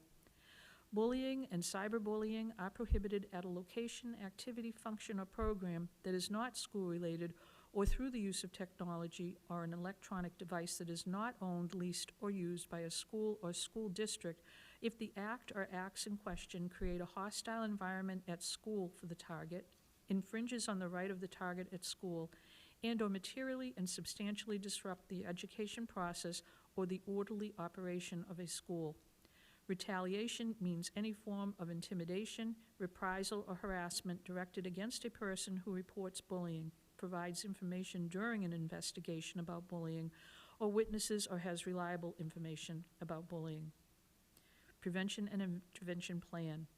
The superintendent or designee shall oversee the development of a prevention and intervention plan in consultation with all district stakeholders, which may include parents and guardians, teachers, school staff, professional support personnel, school volunteers, administrators, community representatives, local law enforcement agencies, and students, consistent with the requirements of this policy as well as state and federal laws. The bullying prevention and intervention plan shall be reviewed and updated at least biennially.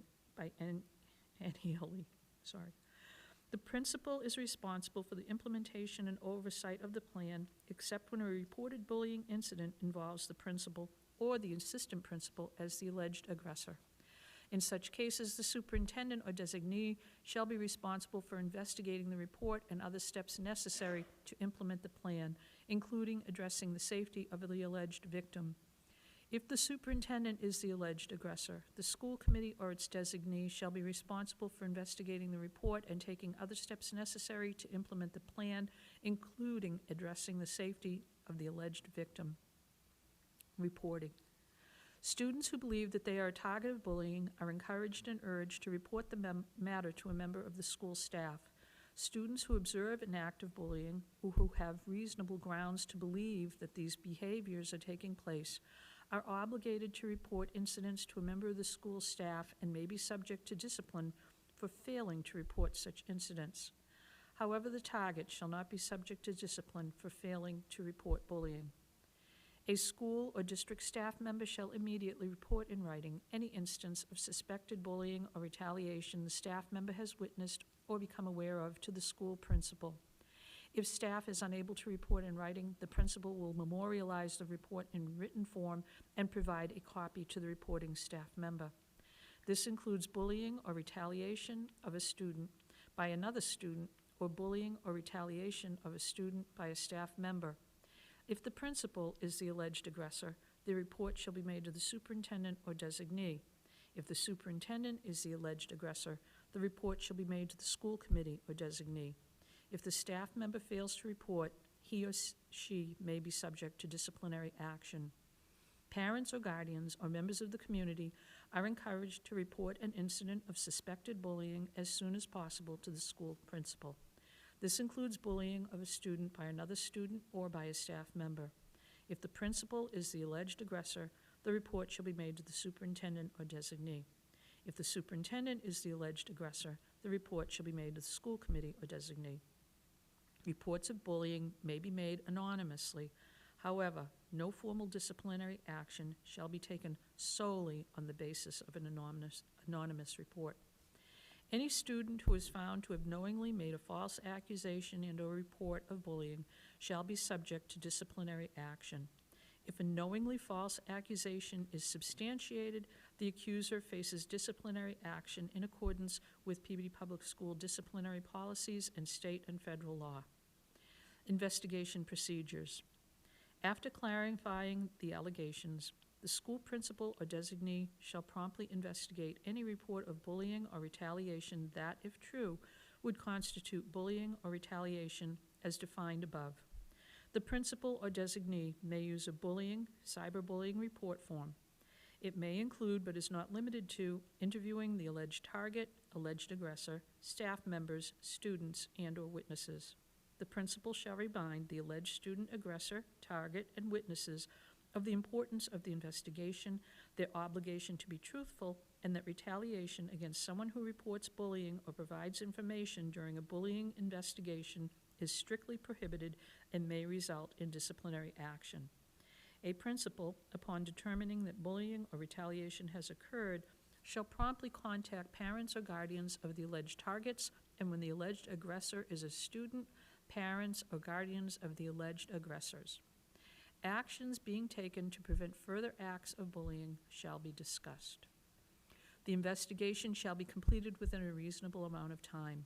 The parents or guardians of both the aggressors and the targets will be updated periodically during the investigation, and upon its completion shall be informed of the results, including whether the allegations were found to be substantiated, whether a violation of this policy was found, whether action has or shall be taken, and what steps will be taken to prevent retaliation or further acts of bullying.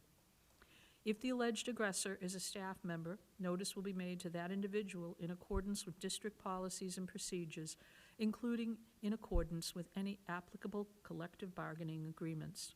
The individual will be updated periodically during the investigations and, upon its completion, shall be informed of the results, including whether the allegations were found to be factual, whether a violation of this policy was found, whether disciplinary action has or shall be taken, typographical error, and whether or what steps will be taken to prevent retaliation or further acts of bullying. A principal shall assess an alleged target's needs for protection and create and implement safety measures that shall restore a sense of safety for that student. Confidentiality. A principal may not disclose information from a student record of a target or aggressor to a parent unless the information is about the parent's own child. A principal may disclose a determination of bullying or retaliation to a local law enforcement agency under 603 Code of Massachusetts Regulations 49.05 without the consent of a student or his or her parent. The principal shall communicate with law enforcement officials in a manner that protects the privacy of targets, student witnesses, and aggressors to the extent practicable under the circumstances.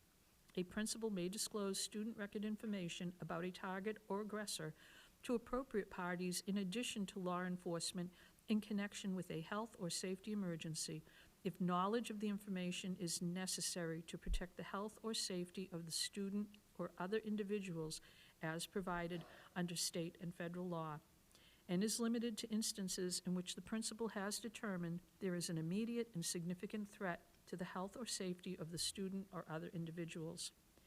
It is limited to the period of emergency and does not allow for blanket disclosure of student record information. The principal must document the disclosures and the reasons that the principal determined that a health or safety emergency exists. Disciplinary actions. If a school principal determines that bullying has occurred, he or she shall take appropriate disciplinary action, and if it is believed that criminal charges may be pursued against the aggressor, the principal shall notify the appropriate law enforcement agency and notify the superintendent. Disciplinary actions for students who are found to have committed an act of bullying or retaliation shall be in accordance with Peabody Public School disciplinary policies and state and federal law. Disciplinary actions for employees who are found to have committed an act of bullying or retaliation shall be in accordance with state and federal law, any applicable collective bargaining agreements, and Peabody Public Schools policies and procedures. Assistance. The Peabody Public Schools may provide appropriate counseling or referral to appropriate services, including but not limited to guidance, academic intervention, and protection to any affected students as necessary. Documentation. Each school shall document any incident of bullying that is reported per this policy, and the principal shall maintain a record of the outcome of each investigation for the duration of the student's enrollment in the district. The superintendent or designee shall inform the school committee periodically of any trends or implications of these reports in order to give the school committee the opportunity to review and amend this policy. Retaliation. Reprisal or retaliation against any person associated with a report of bullying or the investigation thereof is prohibited. Disciplinary action for a person who is found to have engaged in reprisal or retaliation will reflect the extreme seriousness of such an act. Disciplinary action of an alleged student aggressor may include, but is not limited to, suspension or expulsion. If the principal decides that disciplinary action is appropriate for a staff member, the disciplinary action is determined on the basis of facts found by the principal and appropriate expectations in light of the staff member's role and responsibilities. Training and assessment. The superintendent or designee shall provide training annually for all staff, including but not limited to educators, administrators, counselors, school nurses, cafeteria workers, custodians, bus drivers, athletic coaches, advisors to extracurricular activities, paraprofessionals, clerical, and technology staff, so as to improve preventing, identifying, and responding to and reporting incidents of bullying. The faculty and staff at each school shall be trained annually on the bullying prevention and intervention plan applicable to the school. Age-appropriate, evidence-based instruction on bullying prevention shall be incorporated into the curriculum for all K-12 students, including but not limited to 1. How parents and guardians can reinforce the curriculum at home and support the school district or school plan. 2. The dynamics of bullying. And 3. Online safety and cyberbullying. Publication and notice. Annual written notice of the relevant sections of the bullying prevention and intervention plan shall be provided in each school handbook to students and their parents or guardians in age-appropriate terms. The superintendent or designee shall provide written notice annually of the bullying prevention and intervention plan to all student staff. Relevant sections of the bullying prevention and intervention plan relating to the duties of faculty and staff and bullying of students by school staff shall be included in faculty handbooks. The bullying prevention and intervention plan and policy shall be posted on the Peabody Public Schools website. And then what follows are references, legal references, and then cross-references to our policies. This was originally, the plan was originally adopted December of 2010, revisions adopted in September of 2013, and then August of 2023. And this is the first reading, June 9th, 2026, for the adoption of this anti-bullying policy. Thank you, Mrs. Dunn. I know that was lengthy, but that is an extremely important document, and I know a lot of people put a lot of time and effort into that, and I did want that read, so I appreciate that. Dr. Vidala, so my understanding is at our next school committee meeting, and we have to set the date for that meeting, because I think we're running into a conflict with the city council budget meeting on the 23rd. So once we set that next meeting date, my understanding is that we would have a second reading at that time, and then that would become our policy moving forward. Could you kind of walk us through then what the next steps would be from there? Yes, absolutely. So we'll have the second reading, we'll have the policy officially adopted, and then we have the bullying prevention intervention plan, which will be attached to that. We have the recommendations from the action teams, as well as our old BPIP, which is very different. And so we want to make sure that we're taking a look at the new recommendations that we have. And I do like the format. It looks different. It reads better. So it is a wholesale change. So we will have that in place over the summer. We'll be able to distribute it. We'll likely put it out for a public comment because we want to make sure that everyone has plenty of time to take a look at that, and then plan training in August for our administrators, and then on September 1st we'll have training for all of our teachers. We have a 2-hour block at the beginning of the school year before the school year begins for training for every teacher and staff member in the district, and then that will be implemented for the upcoming school year. So all of our staff reports before, so bus drivers, monitors, everyone reports before the school year begins, and so it won't just be our teaching staff that receive the training, it'll be all of our employees. So we'll be able to roll that out, and then for the upcoming school year, this new policy and the new bullying prevention and intervention plan will be rolled out for the next school year. All right, thank you. So, Mr. Amico, did you have a quick question? A couple, if I could. Thank you. Through the chair to Dr. Vidala. And it was about the schedule. Is there a, do we have to have this in by July 1st for any reason? It's not fiscally, it has nothing to do with our fiscal calendar, just our school calendar. We want to get everything in, obviously, before the... So we have the first reading. I don't anticipate any changes to it. So we're going to begin work tomorrow on the BPIP, right? So, I mean, we've already been looking at it and things like that, but we want to make sure we do our due diligence. And now that we have the first reading, we know this is the policy that will be adopted. We have the second reading at the next meeting. But now that this is read into the record, we'll begin the work, and we'll have that up and ready, the draft updated as soon as possible. Secondly, if I could, either through the mayor or Dr. Vidala and Maria and Sarah, I don't want to put any more work on you, but I think this might work. You know, in education, we do a lot of train-the-trainer type of things. Maybe we have, I know we're going to bring staff in for professional development, obviously, for this. My thought is maybe have parents. You had mentioned earlier our PTOs, maybe have members from each school, send 2 or 3 volunteers, get them trained along with our teachers and everyone else, and then they can go back to their buildings and really push this a little bit further, but definitely, as I said, maybe have the trainer train others in this response. Yeah, I think that's a great idea. We talked about bringing an outside trainer in to train some of our staff, and then be able to distribute that train-the-trainer model, but also have that person come back and do some parent university type things and do some trainings for parents as well, so they can better understand. And we're also looking to make the BPIP user-friendly. Also, we've talked about creating an infographic, a one-pager of what to expect. So we're hoping to have a lot of that done over the summer and ready to roll out for the start of the school year. Thank you. Ms. Millman?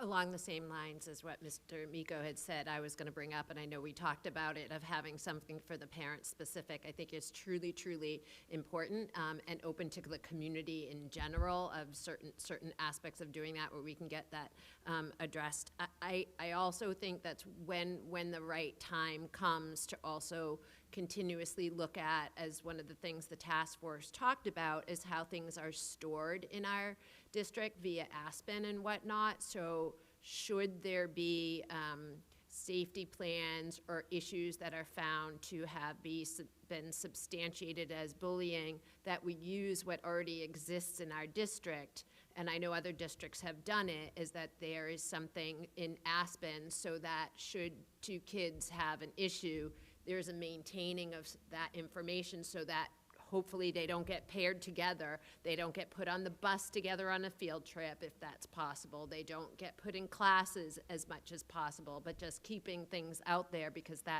there's the backside of what's accessible to administration and staff to know these things and moving forward. I think the train the trainer, absolutely, and the parent involvement, and however we can make those things happen in collaboration with Peabody Promise, and hopefully get more people to attend. And maybe it is, I think, as Mr. Miko was saying too, in involving the PTO and having sessions around, so that there's a greater awareness on whole and an understanding of this is a change, and that's why we want people to know about it. And ultimately, we're really looking to decrease these acts that may be considered to be bullying. And thank you, Ms. Dunn, Ms. Griffin Dunn, for reading that. I really do think it's important and useful to have it read into the record, and that it's helpful that we are taking that level of seriousness to have this done. So, thanks. Thank you, Ms. Millman. Okay, so the first reading vote has been made. We have Jason's mom here, a number of Jason's family and friends. So the next meeting hasn't been scheduled yet. I'll let everybody know when the second reading will be and the adoption vote will take place. We got thrown a little change because the city council planned for the budget meeting of the school budget on the 23rd. So I'll report back to everybody, Sally, particularly, and I'll let everybody know when the next meeting is going to be and that final adoption vote will take place. So, but thank you for being here. Thank you. Okay, if there's no objection, then I'd like to come out of subcommittee reports, and staying with the out of order here, I would like to go to the CPAC presentation, if there's no objection. We have Liz Mover here, Hillary Gately. I'd like to turn it over to them for their report.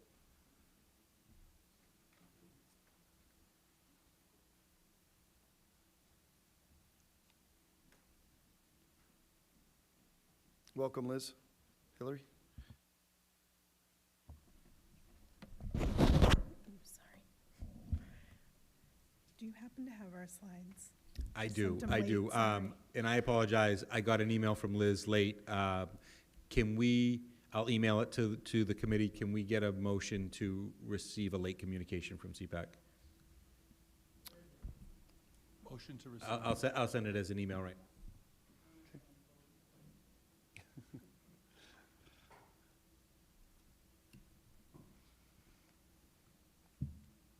Motion. I apologize.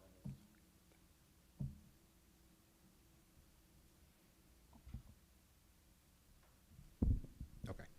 I just sent it. I have reviewed the presentation.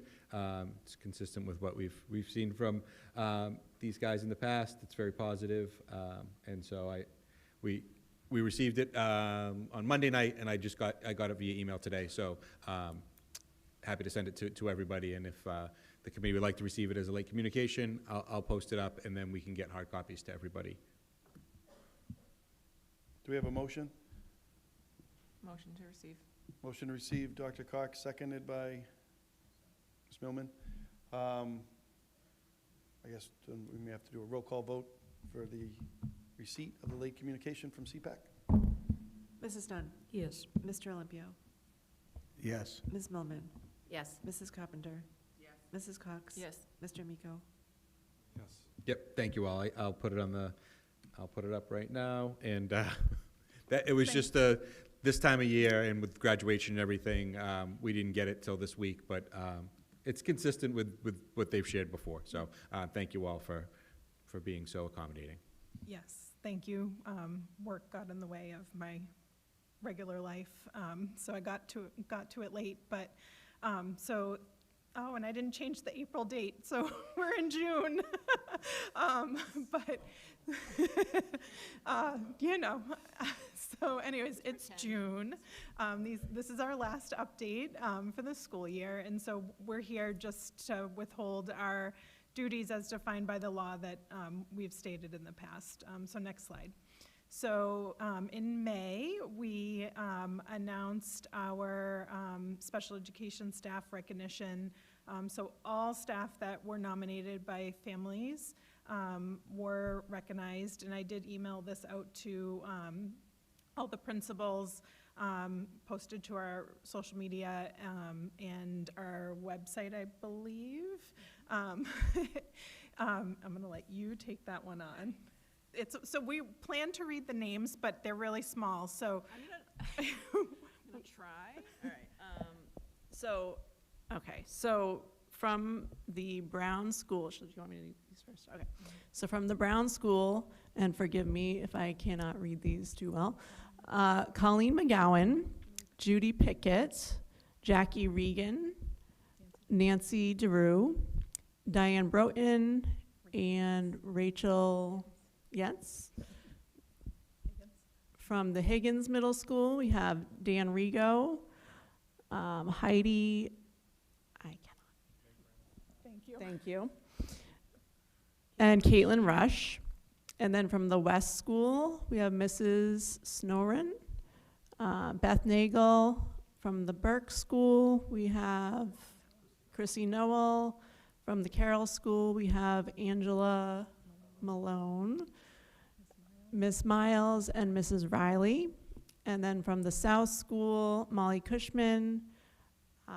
We have Susanna Gross, and from the Center School, Stephanie Lynch, and from the high school, Nicole Turton. Thank you. And I think I failed it, so. Okay. So we also want to recognize that several staff members were nominated multiple times by different families. So their repeated recognition speaks volumes about the meaningful connections and positive difference that they continue to make within our community. So we'd like to highlight 2 statements that were submitted, and actually, does it have the 4 people up there? Oh, yep. So Molly Cushman, Dan Rigo, Colleen McGowan, and Susanna Gross were the 4 that had been recognized multiple times by families, so congratulations to them. And then we'd like to highlight 2 statements that were submitted that were powerful. So Dan Rigo, who was nominated twice, and this says, and I quote, "Dan Rigo is an outstanding reading teacher who truly connects with his students and helps them build confidence. His patience and encouragement create a supportive environment where every student feels capable and successful." So congratulations to Dan. And then Colleen McGowan was also nominated twice. Ms. McGowan has a true passion for supporting students and helping them to navigate challenges so they can thrive. She continually goes above and beyond for students with and without special needs and treats her role at the Brown School as a vocation, not just a job. It shows in the extra little things she does, like sending candygrams to students and making it a point to highlight the strengths and positives when we discuss my child. She really sees the best in her students, wants what is best for them, and it shows. Thank you for all that you do, Ms. McGowan. Thank you. In May, we were able to attend the Special Olympics Inclusive Sports Open House. And that was really fun. Dr. Higgins was there. All the kids were running around playing games with other students and staff. That was really fun to see. And then we held our last meeting of the school year in mid-May. Some families of incoming kindergarten students attended, which was really great to see. We had some good conversations, discussed some goals for next school year, which included strengthening the collaboration between families, CPAC, and the district, as well as continuing to make resources available to families. We also held board member elections for the next school year. So I am proud to announce that next school year, Kendra Patterson will be the CPAC president. Jen Coughlin will remain in her current role as vice president. Marcy Vergario is going to remain as membership coordinator, and Hillary is going to remain as communications and technology coordinator. We do have a couple open positions if anyone is out there watching and would love to get involved. Events coordinator and secretary. And then we do have a goal of identifying some parent guardian liaisons from each school, similar to how PAB functions, and having a liaison from each school to kind of help disseminate some of that information. And we also put out our CPAC survey, and this was open to all Peabody Public School families, especially if their student has an IEP or a 504 plan, had been through the evaluation process, or if they have any suspected or emerging needs. It's quick, it's easy, unanimous, leaving it open till the end of the school year, so June 25th. And our plan is to review the results and meet with district leadership to discuss the needs of our community.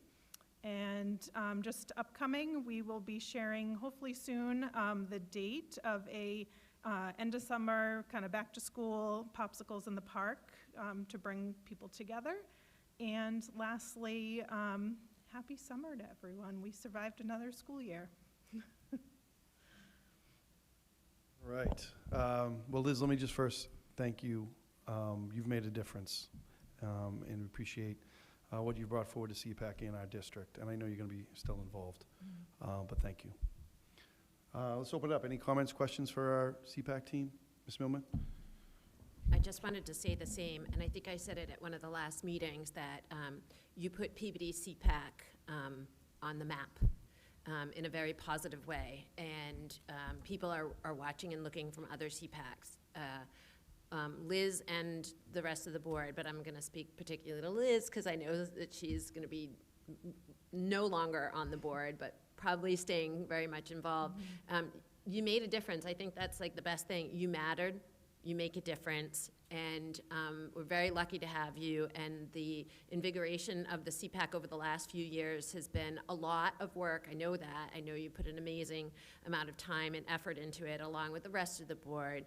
But you know, this is the things that count, and you're not just doing it for your own benefit or anything of the sort. I mean, you've made a difference for many, many kids of being supported and providing resources and connecting the community together. And to know that you matter, I think, is super important while you're around for us to tell you, you matter, you matter, you matter. I think that's a thing I've learned recently that's important to me, is letting people know the difference that they make, and you made a difference. And I think that the CPAC moving forward is under good leadership. It will continue, and we're very, very thankful, I think, as a district to have had you.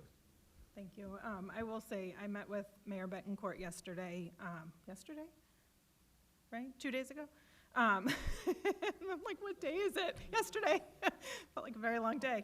And I was able to kind of share about why I wanted to get CPAC up and running, and my backstory about when my oldest started in Peabody Public Schools and feeling very lost, and not knowing anything about special ed, and not totally feeling part of the school community because my student was special ed and nonverbal at the time, and I really don't want any other parent to have to feel like that, and I think bringing back CPAC as a resource is huge for our community, and just bringing the resources to them so they know that they're not alone. There's people out there that get it, and I just hope more people will get involved. Thank you, Liz. Okay, Any other questions for CPAC? All right, thank you both. Thank you. Thank you. Okay. Now I'd like to go back to the regular agenda. We are going to go to continued business. We have a couple of items. We still have some important topics. But let's go to continued business, the Peabody Veterans Memorial High School MSBA project. Any update, Mrs. Dunn, to share today? Yes, thank you, Mr. Chairman. The process of applications for design companies is over. We had the applications from 4 large companies who want to work on the high school. Those applications are being reviewed and actually have started being reviewed by a working group consisting of members of the school building committee. It's a smaller group. So they met on Thursday, discussed the applications. Our OPM took careful note of the comments made by the members and is preparing to assist Mayor Betancourt, Dr. Vidala, and myself with preparations to go next week before the MSBA for the designer panel selection process. At that process, we will first off have a run-through on Monday, and then on Tuesday, we will go remote and meet with the panel from the MSBA, which consists of 13 members. At that time, there'll be discussion of the 4 applications with a lot of detail about what each firm would bring to our project. And then after that selection panel is completed, we will then be told which firm we will have as our partner on designing the new PVMHS. So the project is moving along. The steps are very interesting as we go through them, and once a designer is on board, you will probably be able to hear a lot more about thoughts on the school. We'll be reaching out because now we're visiting schools. We're still going to continue to visit schools and look at the features that we like in the buildings, talking with the staff in those schools, finding out what worked for them, what didn't work for them, just making ourselves much more aware of all the options that we could have in a new building. Thank you, Mrs. Dunn. Any comments, questions? Okay. All right, next item under continued business is MassCore. Ms. Millman, I'll turn it over to you. So if I may, I guess I would first like to move to receive the written communication item 6 that was included in the meeting material as part of the official record. Am I doing that right? Number 6. Number It's 6. Graduation policy. IKF. Okay.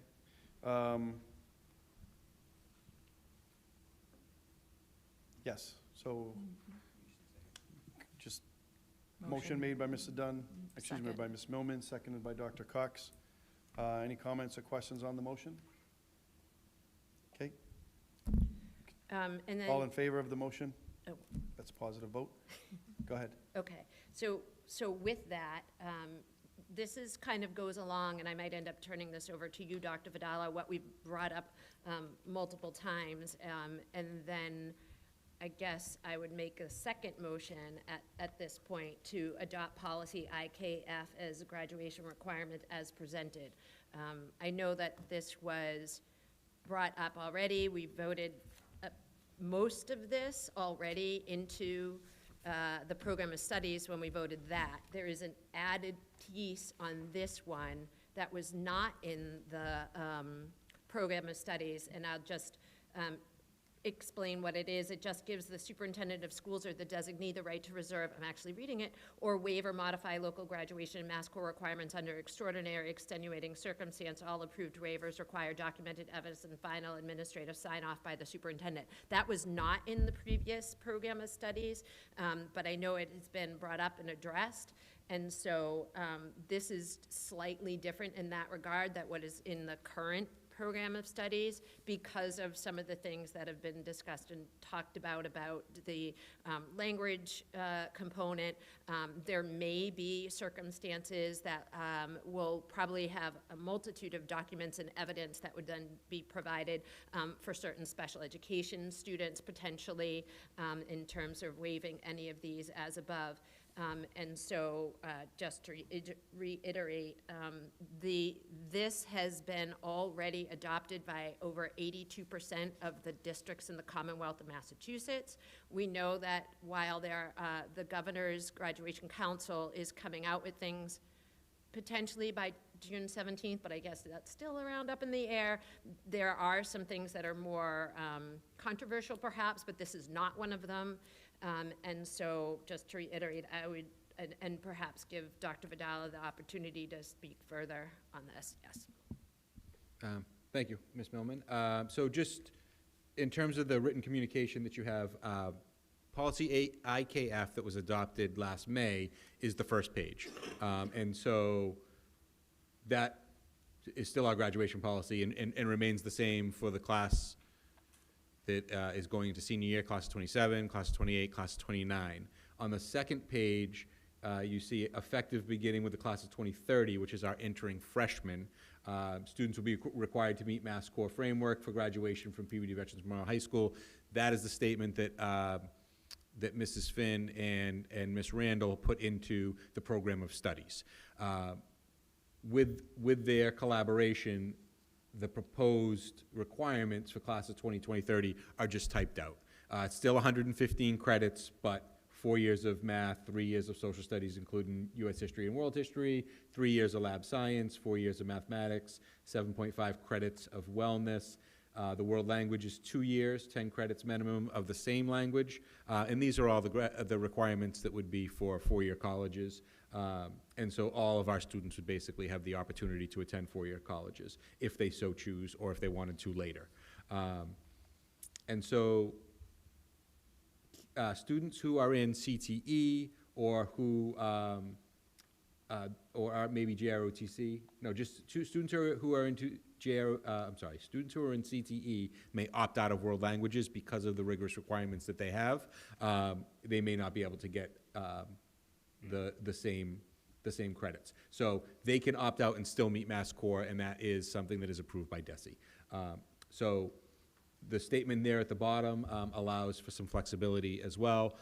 This is something that Ms. Randall and Mrs. Finn have talked about, something that they would like to see for the entering class of 2030.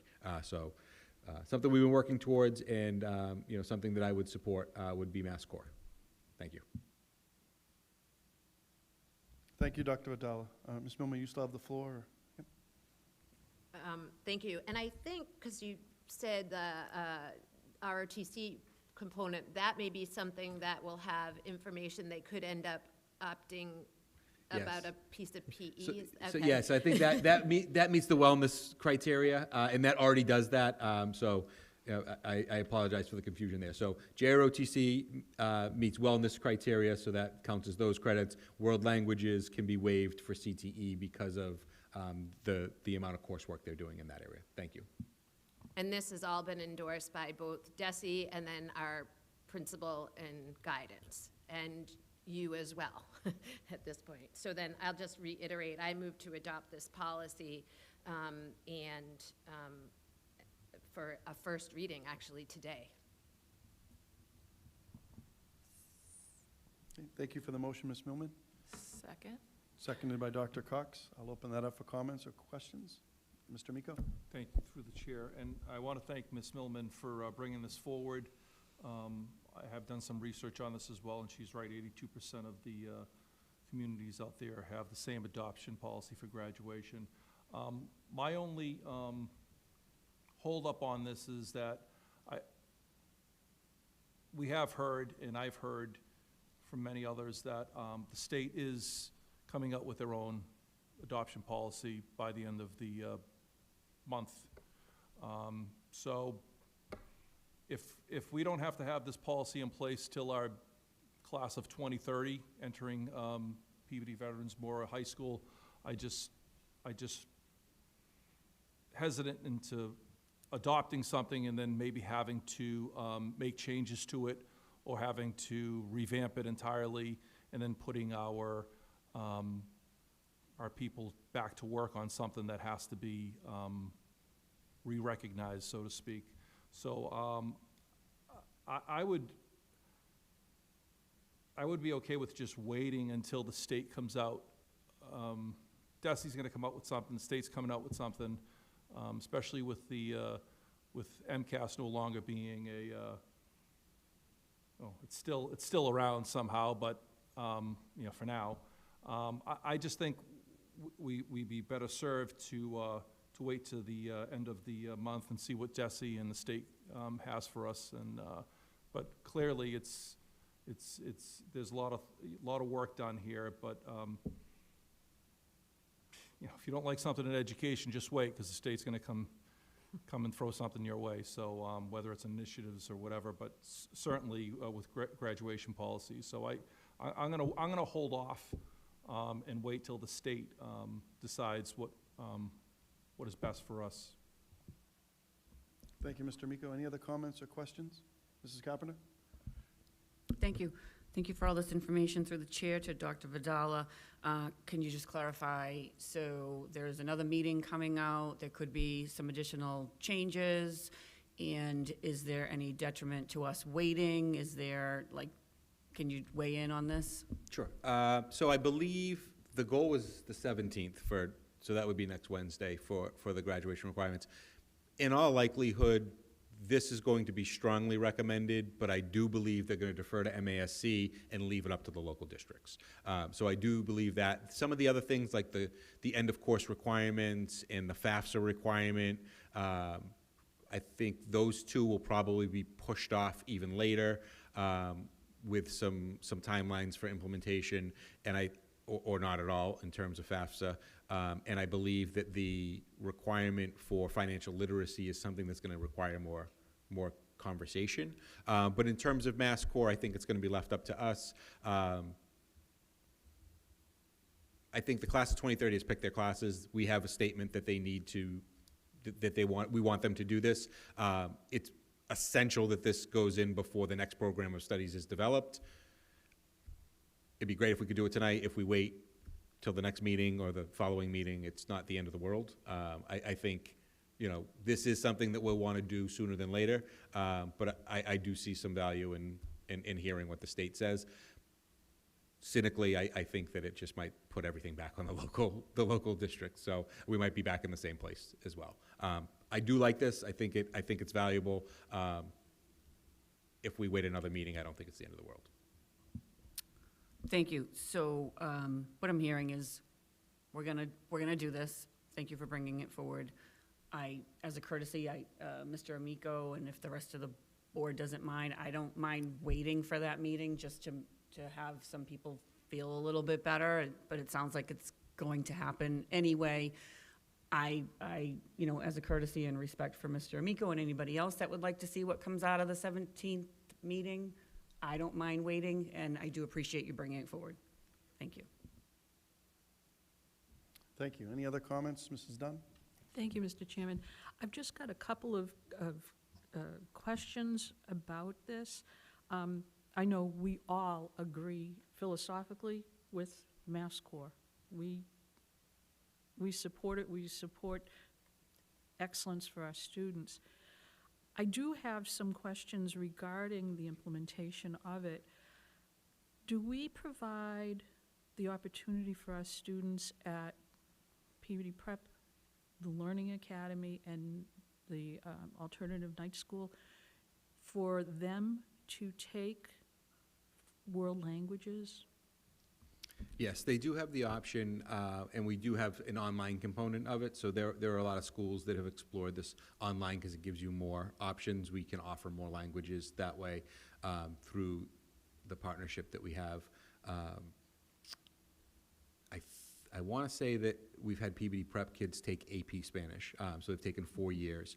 So there is some advanced coursework opportunities available, and so that won't prohibit them. And then there are opportunities for PLA. I am also very excited that we offer American Sign Language now. So ASL is is there. We have a full-time teacher with a full course load, and it was really well subscribed. So a number of the freshmen are taking ASL 1. We also have some sophomores and juniors that have opted into that, and we're going to ensure that they get 2 years of it. So I do think that in the budget moving forward, we may look to expand our world language offerings, just to make sure, but I think for next year, we're good with what we have. As we roll that out, I think world languages is one area where I think we would want to make sure we have plenty of staff, because there's only 9 teachers in that one, and I think the lowest core class we have is 12 or 13. Right, that was one of my considerations too about our staffing, because the way that we currently have staff for the students who are taking courses, we're going to need to ramp up the course offerings for students taking additional years of science, additional year of math, or additional 2 years of math, actually. No, I'm sorry, an additional year of math. So I would actually like to see figures on that going forward, not this year because we're locked into the budget as it is, so we're not going to make any of those changes. But I do think we have to be aware of those going forward. I actually appreciate what Mr. Amico was saying about waiting till we can hear what the graduation council comes out with next week, just to see what they have.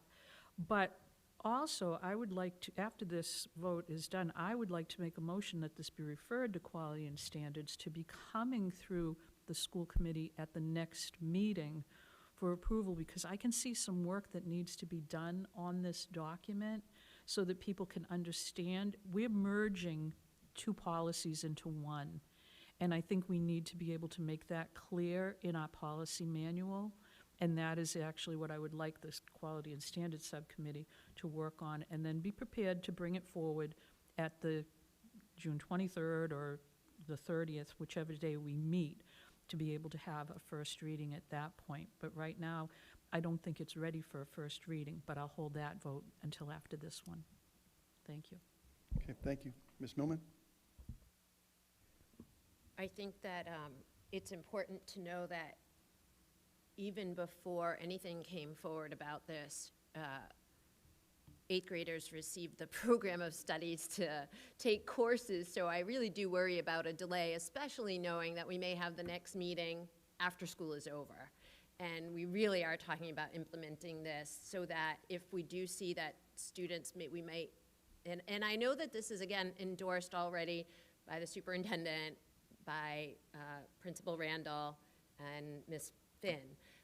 And so I feel great about that this has gone through them. I think that's super important. And I think waiting, once again, 82% plus have already endorsed this. This has been around for over 10 years. And I think it speaks volumes. And I think knowing that it may be something that goes to the local, I'm very concerned about making sure we have that academic foundation as at least 82% of the other districts around have. And so I do have some concerns about the delay, because if we can see, and I would assume Ms. Finn and Principal Randall would look to see, wait a minute, let's make sure we can connect with students of the entering class who may not have signed up for something and check with them before they leave for the summer.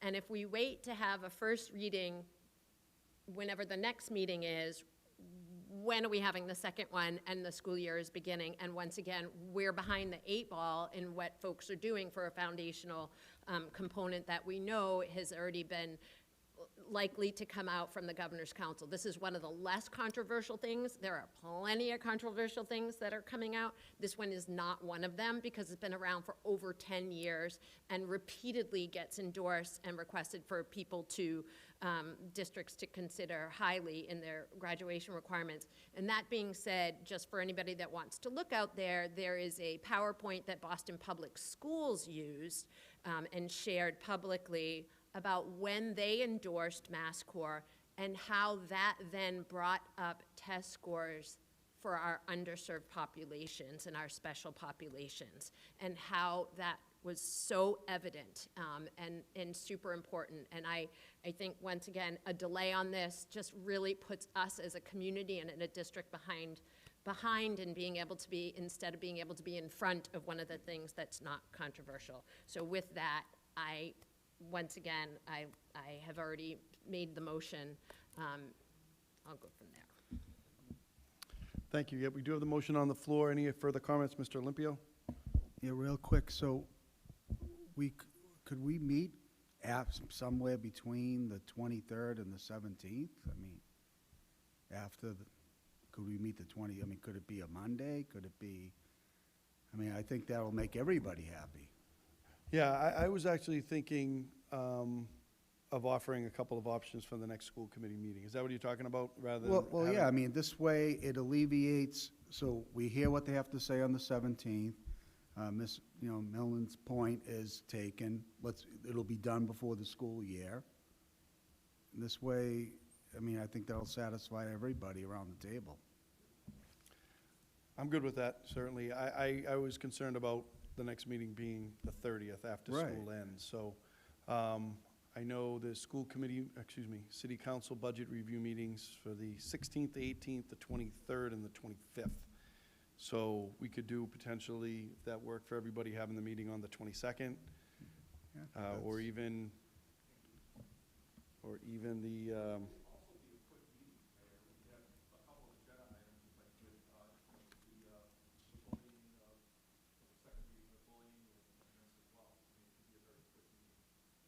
I mean, potentially, I'm sorry, so is there the 17th, you said, what meeting is scheduled on the 17th? Well, the 17th, that's when we're going to hear, right? The presumption is that the governor's council, graduation council, is going to come out with that. There's not been a defined date, and that's what's concerning. And then I guess I would say, on top of that, what do we leave for the folks at the high school to have to address this if they need to, with those freshmen that may not have, to tag things if they have to look through, okay, freshman class. I guess that's the other piece of it. We could potentially have the meeting that night, 17th, with hopefully information coming from the governor's council. We could meet on the 22nd or the 24th. I just know I anticipate that the school committee meetings will at least be the 18th, the 23rd, and the 25th, with the budget review of the council taking place on those dates. Yes, you still have the floor, Mr. Olympio. Yeah, so what time, so that's scheduled, I mean, could we meet at 5:30, 6 o'clock on some of those, like on the 18th, or, I mean, before the city council meeting? I'm just trying to get creative. To Mr. Amico's point, I don't think it'll be a heavy agenda item, and we can address those two important issues. Great point, if I could, Mayor. It would be up to the mayor, I mean, because he'll be working with the city council those evenings, I mean. Those meetings will be at 6 p.m. Well, I'm not speaking for anybody else, but certainly I could make it 5 o'clock. I mean, if I could make it here. Would 5 o'clock on the 18th work? That would work for me. What day is the 18th? It's a Thursday. Thursday, the 18th, 5 p.m. I actually can't make it. I can't make it. Okay. If I may, I guess my hesitation with all of this is, one, we don't know what's coming out, or when it's coming out, I should say. We don't know when exactly it's coming out. There's a presumption that it's coming out on the 17th. And I guess for me, if we're making a meeting to make this vote, my curiosity is almost piqued and would like to hear from my colleagues of what is the ultimate concern, knowing once again that Principal Randall has endorsed this, Ms. Finn has endorsed this, Dr. Vidala has endorsed this. I just don't know any further reason, and guess I'm curious to some of the aspects of the concern to hold it off and to hold another meeting when we could vote this, at least for a first reading today. If something comes out that alarms us, at the second reading, there's an opportunity to further discuss. Am I correct? So that would, for me, at least to try to move this forward, to also support the high school in what they may need to do before the end of the year. Thank you, Ms. Moman. Yep. Mrs. Dunn? I honestly feel that Guidance Director, Mrs. Finn, and Ms. Randall have ensured that the incoming freshman class have signed up for the courses required under MassCore. They were very, very directed when they were speaking to us about making sure that the students would be able to be put into those classes. I know that the other grades are probably a bit different, but I know that when they spoke about the freshman class, they seemed pretty definite that they were going to be scheduling them for MassCore classes. So I think that that's okay. And they work all summer on the schedule as well. So they will be doing an evaluation of all, they have to, in order to make sure that we have students appropriately placed in classes and that there are appropriate assistances put in for those classes. Okay, thank you. Dr. Cox?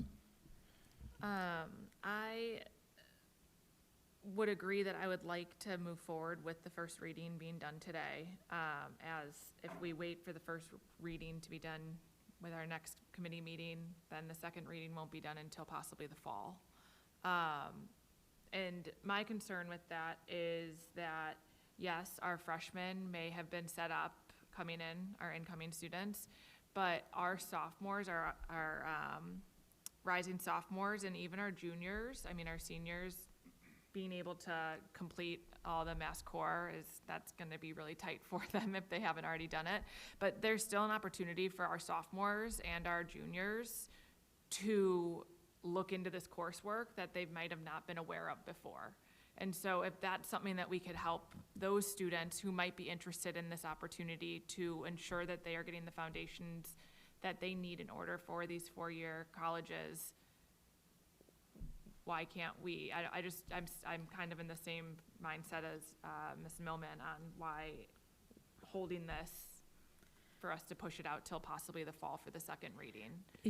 May I say something, please? We meet through the summer. We do meet through the summer, so it's not that we're pushing it off to the fall. I don't want you to think that at all. And as far as the sophomores, the juniors, and the seniors, they have consistently been told that the recommendation was to follow a MassCore framework depending upon their future plans. Each year in the program of studies, there was a section dedicated to a description of if you want to go to a high-performing college, here is what is recommended. If you plan to go to a state college or an associate's degree, here is a recommended schedule of courses. So students have always been aware of this. They have been aware of this. It just hasn't been mandated, but it's certainly recommended. And when they sit down to choose their courses, they meet with the guidance department in order to do that. So they are getting guidance on the courses that they select. Now, if we want to change the policy to enforce this on the sophomores and juniors, that definitely changes things, because the MassCore, as it's presented here, would be implemented for the current incoming freshmen. But my question with the two policies we have here is that one is applying to our current sophomore, junior, and senior classes, and then you have one that's coming in to apply to the freshmen. That was why I said we need to work on it a bit and bring it to the quality and standards and come back. This is not to delay this. This is just to do this the way that we have always done our policies. We have put them through. We have made sure that they're accurate. It's absolutely not going to be done in the fall. Ms. Millman, you still have the floor. Do I? Okay, thank you. So by no means was I saying that I would want this to be a policy that we're putting in play for our sophomores, juniors, and seniors. But that, I want that on the record, that that was not something that I was intending by that conversation at all. And the reason why I'm saying pushing it to the fall is because in our written communication that we'll be bringing in later, there's our possible dates for our upcoming meetings, and there are no meeting dates for the summer. It starts August 13th with our retreat, and then August 25th. So that is why I was referring to when the next second reading would possibly occur if there is not a first reading tonight. Okay, and if I could, Mr. Mayor, I can understand that. Normally what happens is we have an online discussion of when people are available because we are respectful of vacations. And that is one of the things, we don't put that into the normal schedule of the second and fourth Tuesday of the month. July and August, we adjust for the school committee meetings. We do know when we're having our retreat because we had to make arrangements for that. But the meetings in the summer are generally done to accommodate people's vacations. Okay. Great. Mr. Miko. Thank you, through the chair of the committee. So we've had plenty of motions, plenty of votes since January. Some of them have been endorsed by the mayor, superintendent, principals, assistant principals, school committee members. Some people vote yes, some people vote no. I really don't see an issue at all with waiting to see what the state, the governing body, comes up with for a graduation requirement. And when they do, whether it be the 17th, let's set a date to get that first reading. I have a ton of faith in our guidance director, Diana Finn, and our principal, Ms. Randall, that they will adjust and they will do what's best for kids, just like we will. So, like I said, there's been plenty of votes on this floor, budget votes, all sorts of votes that have been endorsed by many people, and everyone here on the school committee has one vote. So I say, move the question, and let's get to the vote. Thank you. Okay. No further comments. We'll go to a roll call vote. Everybody knows the motion? Roll call vote, please. Mrs. Dunn. No. Mr. Olympio. No. Ms. Millman. Yes. Mrs. Carpenter. No. Mrs. Cox. Yes. Mr. Miko. No. All right, I'm going to put out a message to try to look at some of these dates, because I am a little concerned about waiting to the 30th. So I'm going to get out communication to everybody with a couple of options, and we'll try to finalize that. I think it'll be hard to do that at this moment. But I do think we need to get a date set, and I'm a little worried about waiting to the 30th. So I'll get a notice out to everybody so we can pick a date. And Mr. Chairman, I would like to refer this policy to the Subcommittee on Quality and Standards for an immediate meeting within the next few days. Okay. As close to the 17th as possible. So moved. Second. All right, you've heard the motion by Mrs. Dunn, seconded by Mrs. Carpenter. I'd open that up. Any comments, questions? Okay. All right, roll call vote, please. Mrs. Dunn. Yes. Mr. Olympio. Yes. Ms. Millman. No. Mrs. Carpenter. Yes. Mrs. Cox. No. Mr. Miko. Yes. Okay. Go to the next item. I do believe we have one remaining item in superintendent's report that we need to discuss. Yes. So I turn it over to you, Dr. Vidala. Thank you, Mr. Mayor. So this is an important topic that I'd like to bring forward, and we have some immediate things that we're addressing. We have some short-term plans. We have some long-term plans, and I have an idea. So I'd like to share all those with everybody, and I want to make sure that we're addressing this appropriately. So talking about addressing hate and anti-Semitism in our schools and our community. And we all agree that there's no place for hate.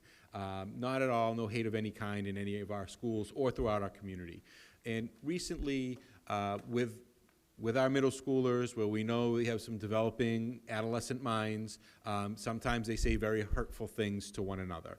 And we've had some recent things where situations have escalated and students have exhibited some inappropriate behavior, including anti-Semitic speech, including symbols, including some homophobic speech back and forth. And these are our developing young students that really need some support in a lot of different areas. So through a partnership with the Lappin Foundation and the help of Debbie Colton, over the years we've been able to expand and really deepen our Holocaust and genocide studies. And despite that effort, we're still seeing some of these things going on in our schools, in our community, and I think we need a bigger response. So, for example, we recently had an incident with a number of middle school students where everyone who was participating in this speech was not in the right. And it's typical middle school things were escalated. We've talked to some families and whatnot, and there needs to be some individual consequences. There needs to be some supportive measures for students, and there needs to be some education for our students.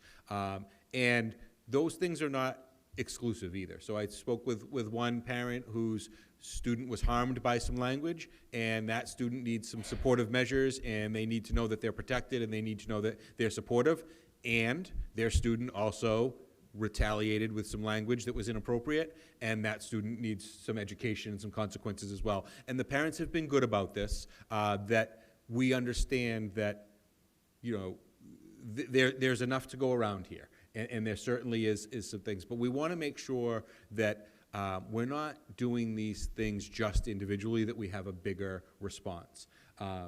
And so we want to be committed to responding to some of these things, but also having a proactive approach. So Dr. Chase and I met with Debbie Colton yesterday virtually, and we're handling this individual incident and a couple other individual incidents with the individual students and their families. However, we have engaged with Debbie Colton and the Lappin Foundation, and she will be coming to the middle school on Friday of this week to provide grade level assemblies where we're going to do some background information, some education, some learning, some empathy, and some facilitated conversations to really spark what we hope is some meaningful change. We want to support our students and our families. We want to support our community, but I think we need a bigger response. So the first step is that individual piece. The second step is that piece with our students in our education. Debbie Colton's going to come back. We're going to do some work with our staff and how to respond to these incidents, but we want to be very clear where our stance is. I've also done quite a bit of reflecting over the past year. Every year we do a leadership read with the leadership team. Sometimes I share the books with the school committee. And I think that this year, I'd like to expand this opportunity to a community read. I've spoken with Debbie about it. She's on board. I've spoken with Morgan at the public library, and she's able to get some copies of the book. I've spoken with our interfaith clergy group, and we're going to run some things here. So what I would like to do, and this is the book right here, which I've bought a number of copies. I'm going to share some with Mayor. This one's for you. And then I also have some for the school committee tonight as well, and I'll be sharing them with our leadership team. So the title of this book is Man's Search for Meaning. It was written by Viktor Frankl in 1946. So it's not a new title, but it's very relevant today, and especially for our community. So Viktor Frankl was a Holocaust survivor, but he was also a psychiatrist. And so he developed what he called logotherapy, logo meaning meaning or purpose. And so the idea of his book is finding purpose and strength in times of great despair. And he has a quote, "He who has a why can live and can bear almost any how." So really what the purpose of this book is one, there's a little empathetic piece to it in understanding some of the Holocaust, but it also talks about what it takes to get through difficult times. And Viktor Frankl, as a psychiatrist, after he survived the concentration camps, he went and he worked in Vienna with thousands of people who were contemplating suicide. And instead of, at the time, Sigmund Freud, who was talking about exploring your trauma and, tell me about your mother, he took a meaning of find something inside of you that finds purpose and finds a greater meaning. And if you can help someone to find their purpose in life or to find their meaning despite what they're going through, they're going to have a greater purpose, and they're going to see something outside of themselves, and they'll be less likely to have some of the concerns we're having. So this hits on a lot of the things that are very important to our community, a lot of the things that we've been dealing with. So I'd like to put it out there to the community that I would like to do this as a community read, and it's a great summer book. It's about 180 pages. I think people can get through it. We'll offer a lot of support. There's an ebook, there's an audio book. It's in multiple languages, so we're going to work with our entire community on it. But then we'll also do some things in the fall after people have a chance to read it. But I can't say enough about this. I read it about a month ago. It is transformative. It does give you a different outlook on life, and I look forward to reading it again in the summer. So, thank you. Thank you, Dr. Vidala. Any comments, questions? Ms. Millman? Thank you, Dr. Vidala. As you know, I received calls and communications from various families about the anti-Semitism that some have felt has been a bit pervasive over time in our community, to the extent that people are moving out of the community. And it's alarming to me when I hear that that's the reason. And so your action and reaction on this is very, very welcomed. And I know that the mayor is aware of things that have happened in the community to a local rabbi and his son walking down the street and the anti-Semitic being accosted and spat on from the car. And I also think that it's important to have uncomfortable conversations, to have comfortable conversations and make change. And if those other people don't know, there was also a swastika on our ball field, on one of the ball fields of the schools. And that's something that was brought to my attention, and people feel like staff that I've recently talked to for other reasons, they were shocked to hear this, and they said, how come we don't know? How come we're not finding out about these things? And I think it's really important to make these things known so that we can address them. And I think that's what you're doing now, and it's appreciated. I know for a fact, living in this community as a Jewish person, it has been troubling. And I hear it, and I hear it from people who actually are afraid to speak out. But knowing this book, having read this book as well, it also, I think, ties in very well with our sense of belonging. And so I think there's a full rounded picture here, and I think it's incredibly warranted. And I will say, I think we need to figure out how we address these things and how we inform our community that we will not tolerate it. And that's a piece of what you're doing. I know Beverly, within the Beverly schools, within the last week, there was statements coming out from the administration there, as well as their union, about immediately, we will not tolerate this. We can't make those comments if we aren't aware and we're not willing to address it. We need to address it. We will not tolerate it. And I think that is the ultimate message that has to go out. We will not tolerate it. Hate in any form, we will not tolerate, and we will work with people to have a greater understanding of what it is we won't tolerate if people don't understand it. And I think it's hugely important. And to go back to something that you said, Dr. Vidala, there are aspects of education that's what we're about. And I appreciate when you say that these things are being addressed effectively as appropriate for the individuals, but then also addressing it in a larger aspect of immediately reaching out to Debbie Colton from the Lappin Foundation and having immediately these meetings, and that she was available to do it. We're fortunate. And I know that, again, Mayor Betancourt, you were involved with something with DA Tucker, Paul Tucker, and I know that there are some ongoing things and being planned in a larger aspect in the county to work further with schools and get this out there. So I do appreciate it, and I really, will say, you know, hearing these things and getting the phone calls, we should all be getting those phone calls for people being alarmed about it, not solely, you know, when I say to somebody, have you talked to others? Have you gone to Dr. Vidala? Have you talked to the mayor? I mean, I'm hoping that people are hearing. We are all open to that. We do want to know about it because we do want to address it. So I appreciate it. Thank you, Ms. Millman. Yes, I'm aware of an incident with Rabbi Schusterman, and I've been in contact with him. I did not know of a swastika being at a ball field. I have not heard that, and I want to learn more of that. So yes, I just attended last month a anti-Semitism summit conference that was run by Debbie Lappin, Debbie Colton at the Lappin Foundation, and it was very powerful. Some of the stories and what I've learned. So that is disturbing. And I want to learn more about the swastika at the local ball field. I had not heard that. That's very disturbing and troubling. Thank you for this action. I think this is helpful. It's great to have Debbie Colton come in on Friday to help with our school. But yeah, the world, it's a lot of troubling things happening in our world right now, and it's daunting. But we need, as a city, to take action where we can and support our families and people that live here. So, yeah, let's work on this. Mrs. Dunn? I have a question. Dr. Vidala, will the public library be involved with this as well? Yes, I spoke with Morgan today, and so they have a couple copies, but she's also looking to maybe purchase some more. Debbie Colton's looking to purchase some.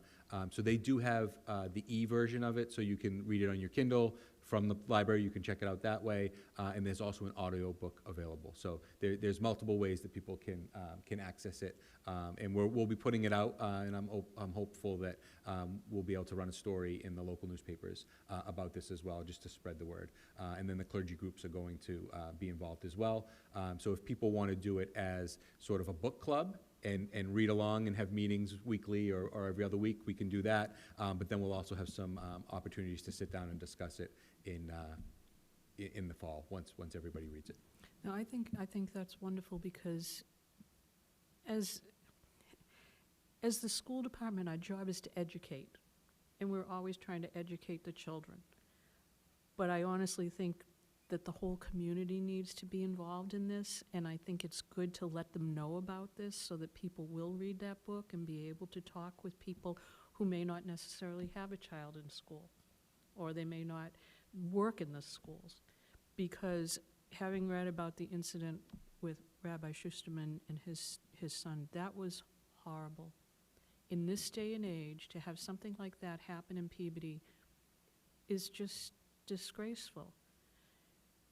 It's not what our community is about. It can't be tolerated. It needs to be called out. The utter ignorance that seems prevalent in society today is appalling. And I do think we need to be able to make a stand against it, to make sure that when the students are here, that they're learning how to treat people properly, how to respect people, how to appreciate other people. Hopefully that will go back home for some children and back into their neighborhoods. It does start with us because we are in education. So thank you for doing this. Okay. All right, thank you. That concludes the superintendent's report. Okay. Public participation. If there's anyone in the audience today that would like to come forward and speak, the microphone is open. Welcome, and if you could just please introduce yourself. Good evening. My name is Kimberly Sinclair. I live at 39 Forest Street. I know I came to the meeting a little later, but I was listening to it on TV. I wanted to touch base on some of the topics that were mentioned. I do have 3 children, one being a sophomore at Peabody High, one's in 8th grade, and she'll be going to the tech, and one's in 1st grade at the center. I know a lot of people keep mentioning and bringing up the fact that bullying starts in like higher elementary grades. That is not true. I have witnessed bullying starting since pre-K, from both of my oldest to my youngest.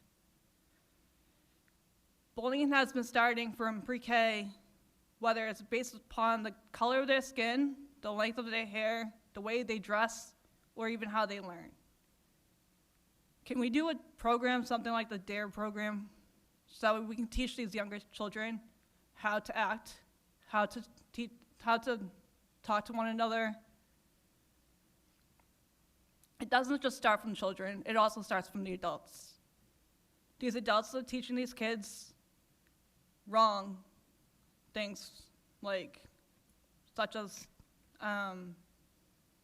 stuff that's going on with like the Jewish and everything around the community.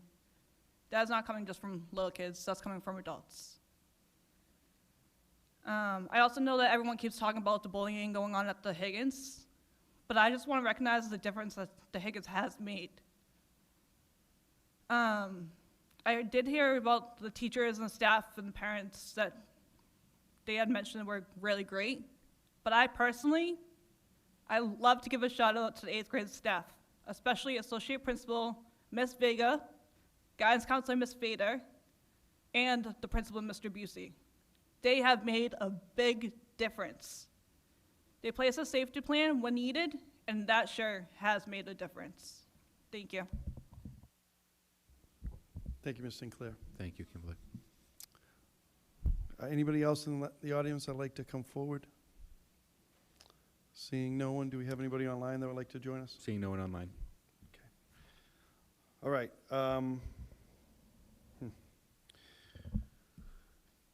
So we have our 9 written communications. I'm going to run through them and ask for a motion to receive all of the communications. We have a subcommittees as of January 2026. The 105 Code of Mass Regulations 215, Standards for School Wellness Advisory Committee. Number 3 is the MASC School Wellness Program. Number 4, Subcommittees of the School Committee, File BDE. Number 5, Policy BDE, Subcommittees of the School Committee. 6, Graduation Policies, IKF. 7, the Draft 26-27 Schedule of School Committee Meeting Minutes. That would require a vote. And number 8, Monthly Student Attendance Report, and 9, Monthly Bay State Textiles Report. Motion to receive. All 9. Second. Further motion to receive all 9 written communications by Mrs. Dunn, seconded by Mr. Amico. All in favor of receipt of those documents? Thank you. We do have a vote that would be needed. Does anybody want to move forward on that tonight, or we can hold it? But did want to bring that forward as it is mentioned and listed that a vote would be required.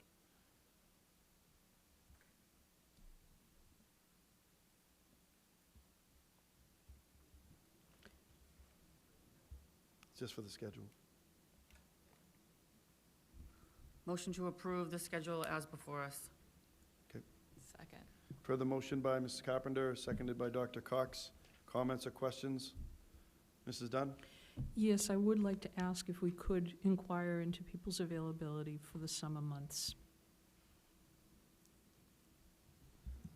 So we can move forward with the vote on this item that's been presented, and then maybe look at other opportunities for another meeting or two. Yes. Okay, vote needed, so roll call vote, please. Mrs. Dunn. Yes. Mr. Olympio. Yes. Ms. Millman. Yes. Mrs. Carpenter. Yes. Mrs. Cox. Yes. Mr. Miko. Yes. Okay, thank you. Next, we'll go to subcommittee reports. Education Subcommittee. Anything to report today? Quickly, Mayor, yes, unfortunately, I wasn't able to go to the graduation last Friday, but congratulations to all the graduating seniors, their parents, their caregivers. You made us proud. Do great things as you move on, and just honored to be part of a school committee with some successful graduates. And thank you so much to our teachers and staff at all levels, from K to 12. They all have made a difference in those students' lives, and we're lucky to have them. So thank you. Thank you, Mr. Miko. Ms. Millman? Can I just add something, and congratulations to you and your senior as well.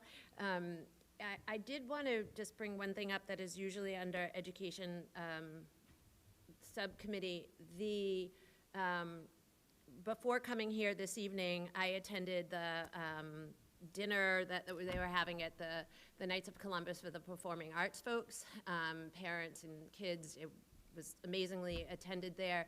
And something that they didn't talk about when they were here, I think someone did mention it, is Monday night, we had Peabody represented at the METG, which is the Massachusetts Educational Theater Guild. And Peabody was nominated they were nominated for Best Costume Design in a Musical. They were nominated for Best Specialty Ensemble, which was the Wickersham Brothers, and this is all related to Seussical, if those of you went to see it. There was nomination for Best Leading Female Actor in the Musical, Arena Stanton. There was nomination for Best Ensemble, Best Music Direction, Best Direction of a Musical. And we had Stella LeDuc, who was nominated for her role as Maisie LeBird. She was one out of 100, she was 14. There were 14 out of 105 people nominated across the Commonwealth of Massachusetts that participate in this to then become a potential finalist in what's called the Jimmy Awards. And if you're not aware of what the Jimmy Awards are, they happen in New York City, and they are basically a pipeline to Broadway.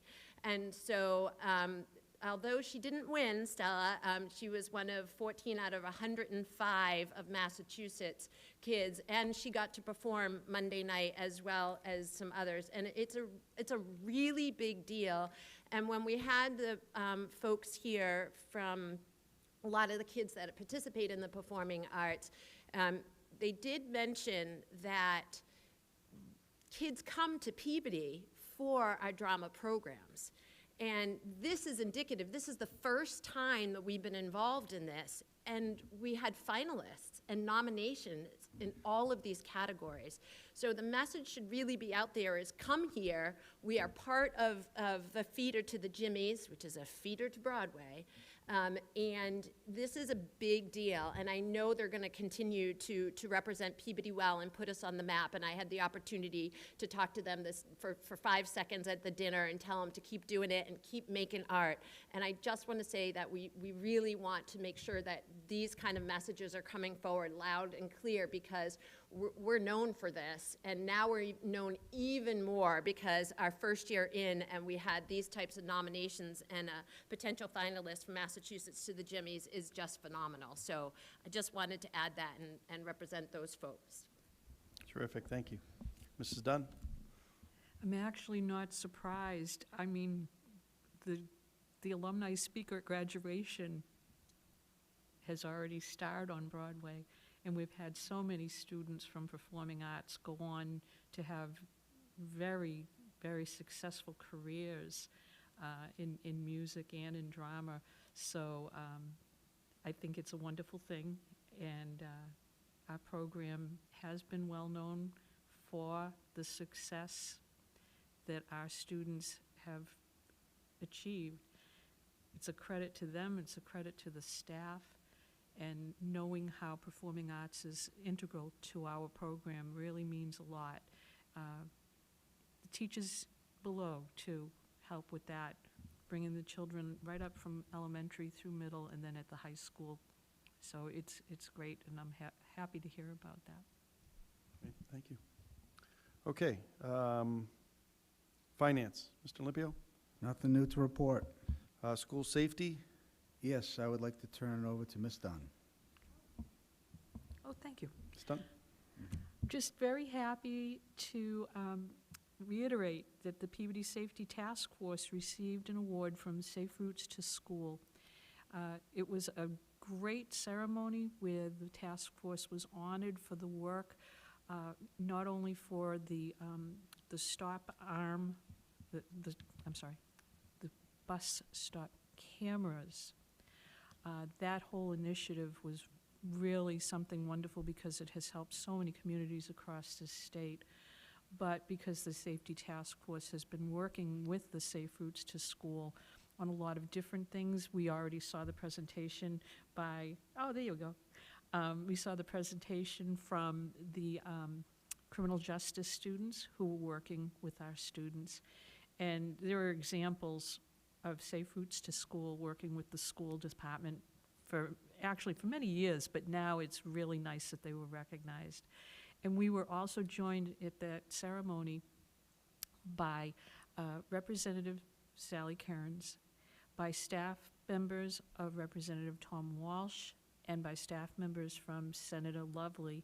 The senator and Representative Walsh were both back here in the district when the ceremony was going on, and they felt really bad about missing it.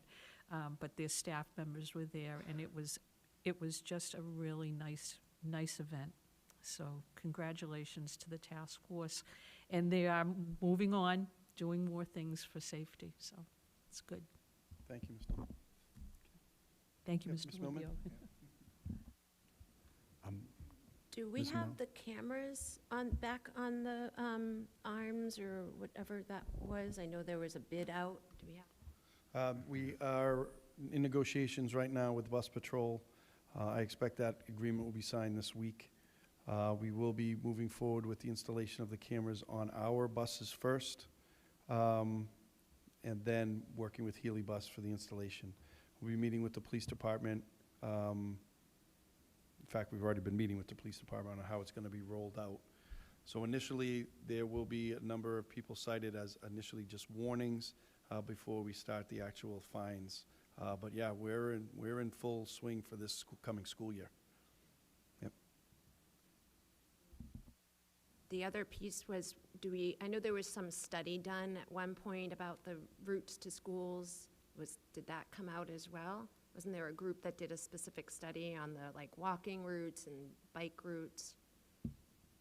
I could check on that. Okay. Yep. I believe they were coming out to meet with school staff on that, but I know that in the past they've done them as well. People may not realize Safe Routes to School was involved with helping to design the traffic patterns here at Higgins when we were building it, and they actually helped a little tiny bit with the Welch. We didn't have to change much at the Welch, but they were aware and they gave some advice. So, and they will be included with the high school project too, because they really are invaluable with the work that they can do. And I know they've been involved at the West School and certainly at the Center and the Brown, so it's nice to work with them. I'll gather some information on that. Yeah, if I'm not mistaken, there was some study already done with the middle school. I know there were kids involved in kind of looking at how they walked, where they went, what their routes were. There was something already done that was very specific, and just didn't know where the results of that were and what we were doing with that. Thank you. Athletics and wellness. Nothing to report at this time. Sorry, Mr. Miko, thank you. Okay, Mr. Dunn, we'll turn to quality and standards. I know that we have some other items as well. Thank you, Mr. Chairman. Okay, going down through our list, the next one after the anti-bullying policy, which has already been addressed, the field trip policy, IJOA, the policy is fine, and I have looked at that with Dr. Vidala, and what's going to happen is there will be some adjustments made to the field trip form, and they are to include the name, make sure that the names of the teachers, to make sure that if there is a travel company involved, that is listed. We will always make sure that we have the number of chaperones. Some of these things are already on there, number of chaperones, but we will probably have a little bit more space allowed for some description of the trip. But for the most part, the adjustments that people have noticed will be made on the new form, and it will conform with the policy. So there was no need to bring the policy forward. It's just that we looked at that form, and those corrections will be made. Okay. File ECAB, access to buildings and grounds. If you you can give me 1 second. The reason that this came forward was because there was a potential conflict with a policy regarding authorized staff access to buildings outside of school hours. So the words "and to personnel whose work requires it" were added after "in the authorized event." So the subcommittee felt that that adjustment was perfectly fine and brought this forward for a first reading. So I would like to make a motion that file ECAB, access to buildings and grounds, be approved for first reading. So moved. Second. Okay, thank you. You've heard the motion by Mrs. Dunn, seconded by Mr. Amico. Any comments on this motion? Okay, roll call vote, please. Mrs. Dunn. Yes. Ms. Millman. Yes. Mrs. Carpenter. Yes. Mrs. Cox. Yes. Mr. Miko. Yes. Okay. The next policy before you is EEA, bus driver examination training. This was updated to take out the requirement that bus drivers needed to provide proof of freedom from tuberculosis. So that was removed, was renumbered, and we're bringing it forward this evening, so I would like to make a motion that file EEA, bus driver examination and training, be approved for first reading. Second. So moved. Thank you, Ms. Dunn. You've heard the motion, seconded by Mr. Amico. Any comments? Seeing none, roll call vote, please. Mrs. Dunn. Yes. Ms. Millman. Yes. Mrs. Carpenter. Yes. Mrs. Cox. Yes. Mr. Miko. Yes. Okay, thank you. The next one is school choice. In the packet that we were given, there were two policies. One was for school choice if a school district was going to admit non-resident students. The other was a policy if we were not going to admit. So because we are a district that admits non-resident students, we, as a subcommittee, decided to file JFBB, school choice, forward for first reading, and also note that this new language does allow, actually requires that any sibling of a student enrolled in the district receives priority for admission. So I would like to file JFBB, school choice, forward for first reading. So Second. moved. Okay, thank you for the motion made by Mrs. Dunn, seconded by Mr. Amico. Any comments? Roll call vote, please. Mrs. Dunn. Yes. Mr. Olympio. Yes. Ms. Millman. Yes. Mrs. Carpenter. Yeah. Mrs. Cox. Yes. Mr. Miko. Yes. Okay. The next one is file KBG, Parent Advisory Councils. This is dealing with special education parent advisory councils and English learner parent advisory councils and multi-language learner parent advisory councils. The language in this policy was updated to remove best practices, but to include guidance regarding parent advisory councils not being subject to open meeting law. So based upon that adjustment, the subcommittee decided that we should bring this forward for first reading. So I will make a motion that file KBG, Parent Advisory Councils, be approved for first reading. So moved. Second. Thank you, Mrs. Dunn. You've heard the motion, seconded by Mr. Amico. Roll call vote, please. Mrs. Dunn. Yes. Mr. Olympio. Yes. Ms. Millman. Yes. Mrs. Carpenter. Yes. Mrs. Cox. Yes. Mr. Miko. Yes. Thank you. File JKAA, timeout, seclusion, and restraint of students. This is not going to be brought forward this evening.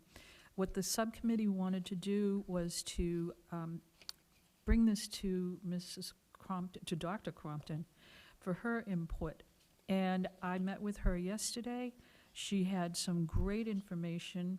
She and Dr. Vidala have been working on updating the policies and the the policies and the manual regarding special education, physical restraint, and seclusion. And those documents that she's working on are really very pertinent, and we decided to hold off on this policy until we have the ones that she has been working on, and then we'll bring those forward because they are timely. They definitely are updated in line with what the DESE is requiring, and we do have that time. They do not have to be implemented until August, so we've got the time to bring that forward and present it to the committee. So that's going to be held. And then, honestly, the next two policies can kind of be read together. It's file JLCD, Administration of Medication to Students, and file JLCDC, Self-Administration and Self-Carry of Medications. And these were both brought forward to update policies we have so that they're aligned with the regulations issued by Mass Department of Public Health.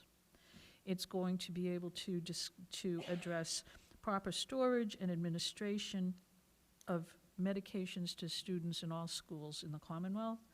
And it also permits school nurses to delegate responsibility for administration of medications to trained nurse-supervised personnel. So we are very lucky in this district because we have school nurses at every school. This policy applies across the state. Some schools don't have nurses. We're lucky we do. We also have a policy, and it's in the student handbook with a hyperlink for parents to explain all about medications in the schools. Times have changed. Really, students are now very capable in many instances of not only carrying their own medications and administering them, such as insulin or an EpiPen or inhalers. And it recognizes the fact that students can do that. The parents are aware of it. And this policy does, these two policies do address so many of those issues right now. So the committee decided to bring these forward for first reading, so I'd like to ask for, I'm going to make a motion for file JLCD, administering medicines to students for first reading. Second. Thank you, Ms. Dunn. You've heard the motion, seconded by Mr. Amico. Roll call vote on the motion, please. Mrs. Dunn. Yes. Mr. Olympio. Yes. Ms. Millman. Yes. Mrs. Carpenter. Yes. Mrs. Cox. Yes. Mr. Amico. Yes. Thank you. And then file JLCDC, self-administration and self-carry of medications, bringing it forward for first reading. Okay, thank you, Mrs. Dunn. You've heard the motion made, Second. seconded by Mr. Amico. Roll call vote on the motion, please. Mrs. Dunn. Yes. Mr. Olympio. Yes. Ms. Millman. Yes. Mrs. Carpenter. Yes. Mrs. Cox. Yes. Mr. Amico. Yes. Thank you, Mrs. Dunn. Thank you. Thank you all. Okay, building and grounds. Thank you, Mr. Chairman. I have to apologize. We haven't had a meeting yet because I'm trying to coordinate schedules. One of the most important people at that meeting will be Mr. Politano. So as soon as I'm able to coordinate with him, we will have a meeting to discuss the status of the schools, and it'll be nice to get an update from him. I know he's been doing a lot of work on the buildings. And then also we want to have a meeting with Mr. Bloom regarding security.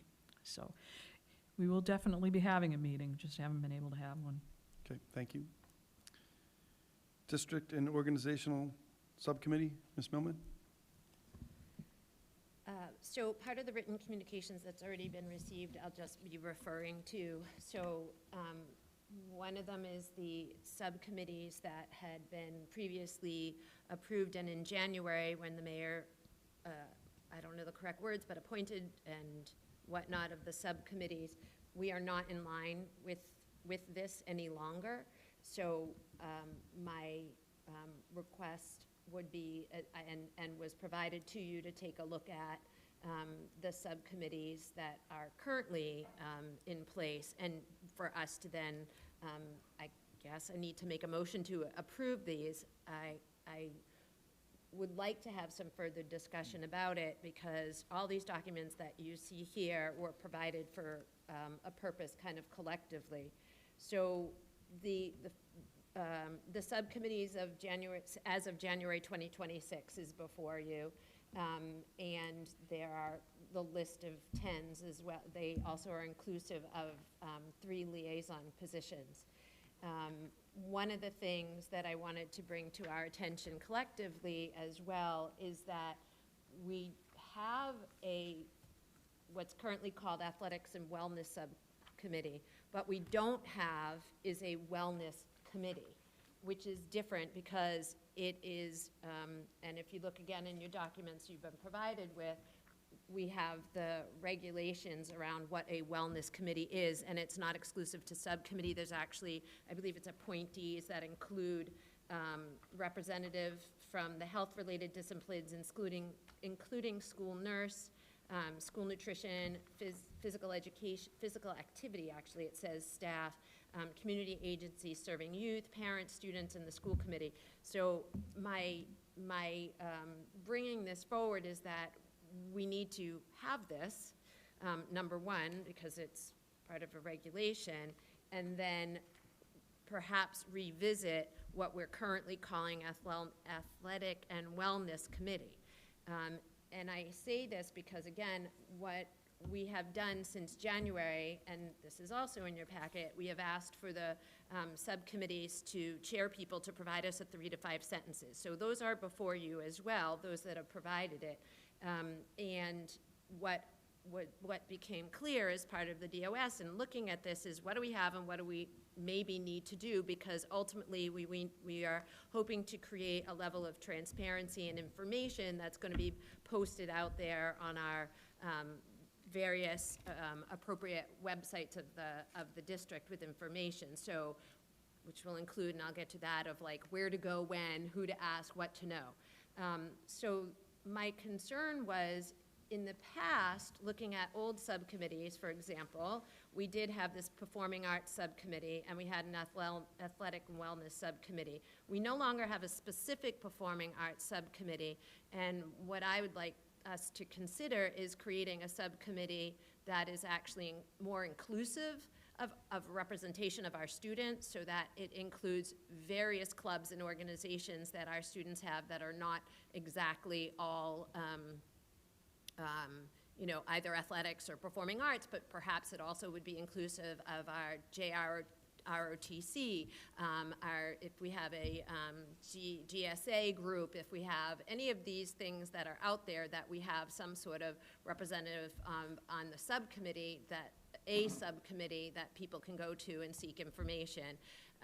And so I would like to make a motion, and this is all provided for you to take a look at, for these purposes, knowing that you got it ahead of time so you all have reviewed it, is to create a more inclusive subcommittee that's not just called Athletic and Wellness, but that is an extracurricular subcommittee, so that we can be inclusive to more students and things that need representation. So I would like to have that addressed through a motion first, I guess, would be that part, to have a more inclusive subcommittee that includes all of these things, to be fairly inclusive and representative to our student bodies, with representation of some sort on our school committee. And then from that, just discuss how we are moving forward with meeting our requirements to have a wellness committee that is different.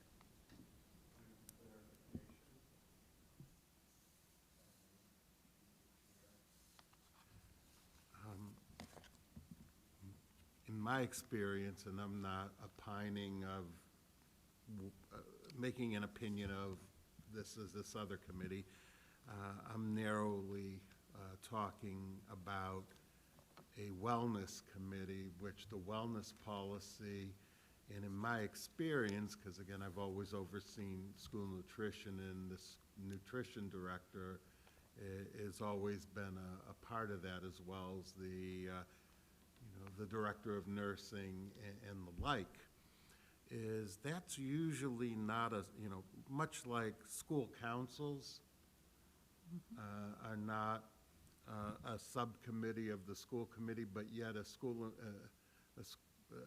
school improvement plan is brought forward to be approved by the school committee, so too would a wellness policy. But again, I guess want to make sure ultimately a wellness committee is not a subcommittee. It's a standalone committee that then comes before the school committee.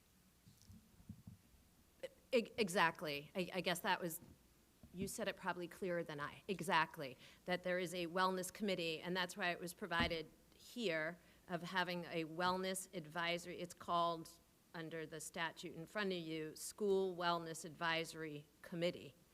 And to my understanding, from what I have gleaned from this, we don't currently have that in place. And that's why I was bringing this forward, because it is separate. It is not a subcommittee. And so that's exactly what I was referencing.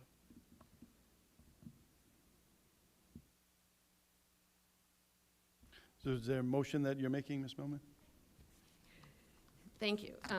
Yes, so the first motion I would have would be a motion to,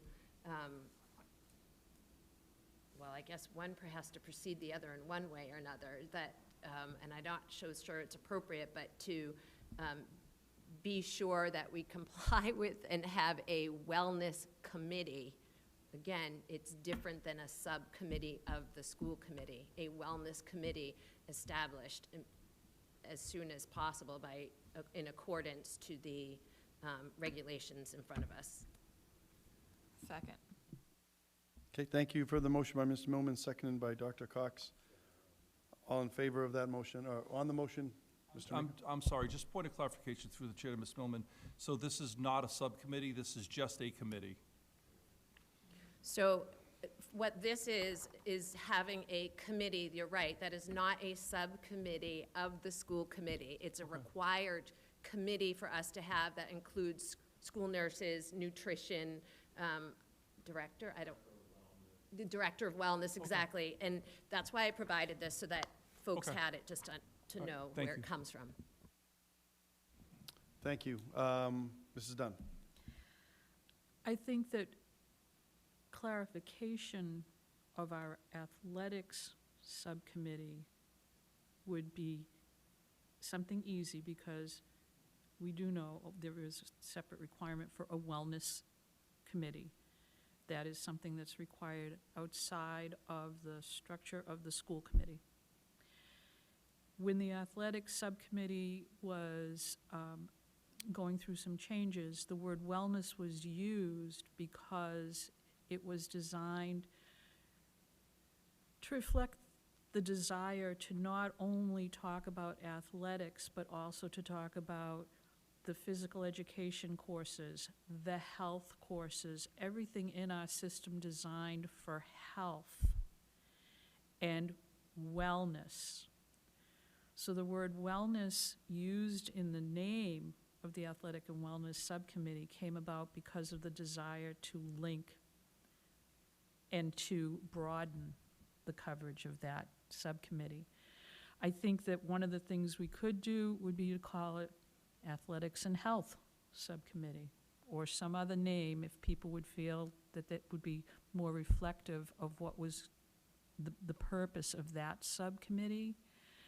And then definitely stick with the term wellness for the very specific required wellness committee that does the work of making sure that our system is following through with the appropriate nutrition and nursing and all of the other requirements. Thank you. Dr. Cox? I definitely agree that if the purpose of that, and I do think that Mr. Amico captured that in his 3 to 5 sentences, that is what the purpose of the Athletics and Wellness Subcommittee is. With that thought, would there be an additional conversation about adding an additional subcommittee then to help cover the rest of the great things that are happening within our schools and the other things and the representation that our students are doing in ROCT or in a robotics club or in, whatever it may be? For example, I mean, I know that I'm still relatively new and I don't have a student in middle school, but I had no idea of the events going on this week at the middle school until I walked into the doors here tonight. There's such beautiful work out there. There's such, how can we disseminate that information? And I think a really great way to do that would be having a subcommittee of sorts that is gathering information on a regular basis that can disseminate that information in a public manner. So whether that be it's underneath the athletic and wellness, if we encompass that to all extracurricular activities that our students are participating in, or if there is an additional subcommittee as well. I think all of our students deserve recognition for what they're doing. So, just a point of clarification, I know we have two different things that we want to talk about. I think that the current motion was that we basically follow our policy, our wellness policy that was already voted in, but to create a separate wellness committee, I will take the lead on that, and I will report back to the school committee. And I will reach out to see if a member of the school committee would like to be on it. But Mr. Rippon, Dr. Higgins, you know, our nurse leader, if, you know, I'll take the lead on it.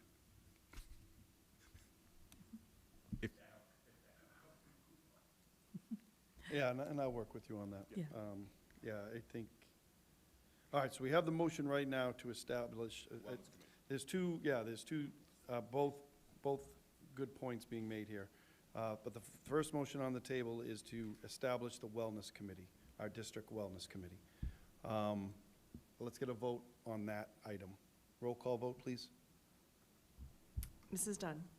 Yes. Mr. Olympio. Yes. Ms. Millman. Yes. Mrs. Carpenter. Yes. Mrs. Cox. Yes. Mr. Miko. Yes. And Great. just for then- clarification, it's not a subcommittee of the school committee. No, this is a district. And then, was there a title that you would like to rename Athletics and Wellness? So, Go ahead. and just, I want to be clear, right, that was not a subcommittee, that's just a committee that we need to have and okay. And the reason, again, we're doing this and found that this to be something necessary under DOS is district organization and structures. We're trying to make these things clear of the kind of must-haves. What do we have? What is it? Where is it? And then provide transparency and using our resources of the website and whatnot to get things out there. So that's why we're doing this, because what we're then hoping to do as we were reflecting upon other districts and how they had what their subcommittees were, what their purposes were, so people had a greater understanding and felt that there was a place to go, which will also be another piece that'll be forthcoming out of DOS as well, of who to contact when kind of idea and guidance. So the next piece was to take a look at what was in Chairperson Mayer's appointments back in January, and what are they? And looking at the wellness, looking at the athletic and wellness, the concern had been that it was limiting and didn't incorporate more. I hear what folks are saying about looking at promoting physical, mental, and overall well-being of students, and wanted to capture, the thought was wanting to capture more students, as Dr. Cox said, mental health, well-being, physical activity, engagement, sense of belonging in general, and having a subcommittee that is looking at that is not just isolated to those that are in our athletics, and not leaving it also alone to any one thing, but to be more inclusive. So Dr. Vidal and I actually were looking at other districts and like, what do they have and what do they call things? And fortunately, there is a lot of good information out there. And so what I would like to do, and I'm open in terms of that type of discussion, but to rename our athletic and wellness subcommittee to something that is more inclusive. And I am open to suggestions to that end. And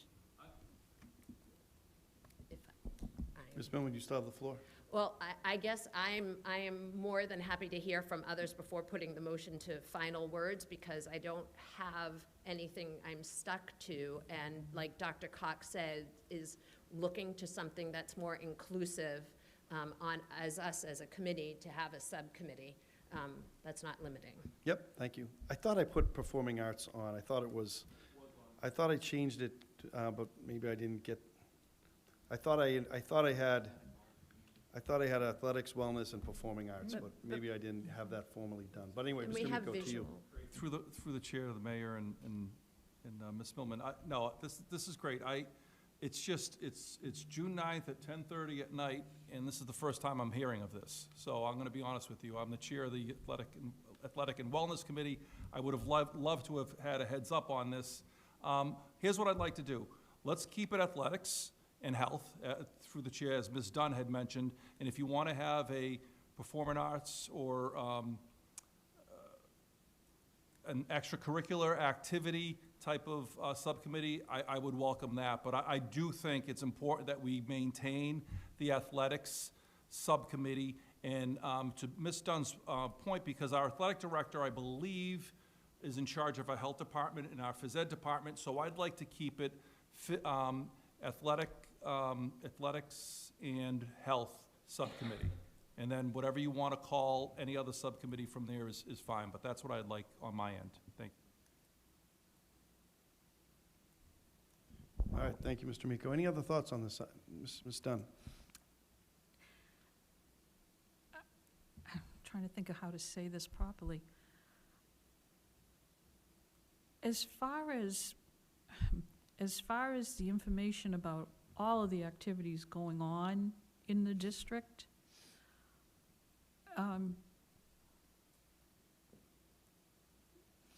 we receive information about that. The information does go out to the schools. I'm just thinking, if you have a subcommittee whose sole purpose is discussing activities in the school, we do that every 2 weeks.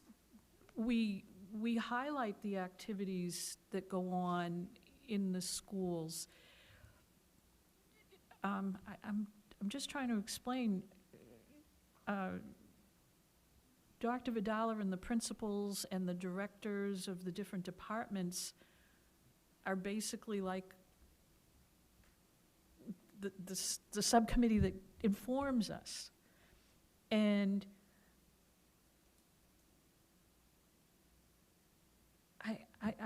I just don't understand how a subcommittee would deal with all the different pieces of the school system when we as a committee need to deal with that. The subcommittees are supposed to do some work and then come to the school committee for further action or further reports.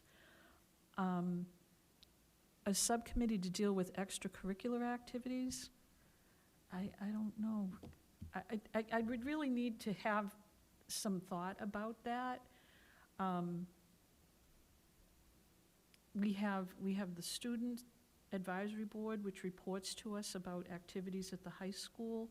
We have Dr. Vidala bringing in from every school. They're always highlighted, our schools, the programs are highlighted.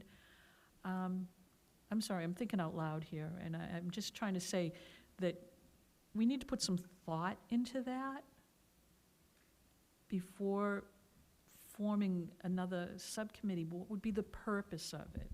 What would it cover? How would it be operating? I think those are all questions that I have.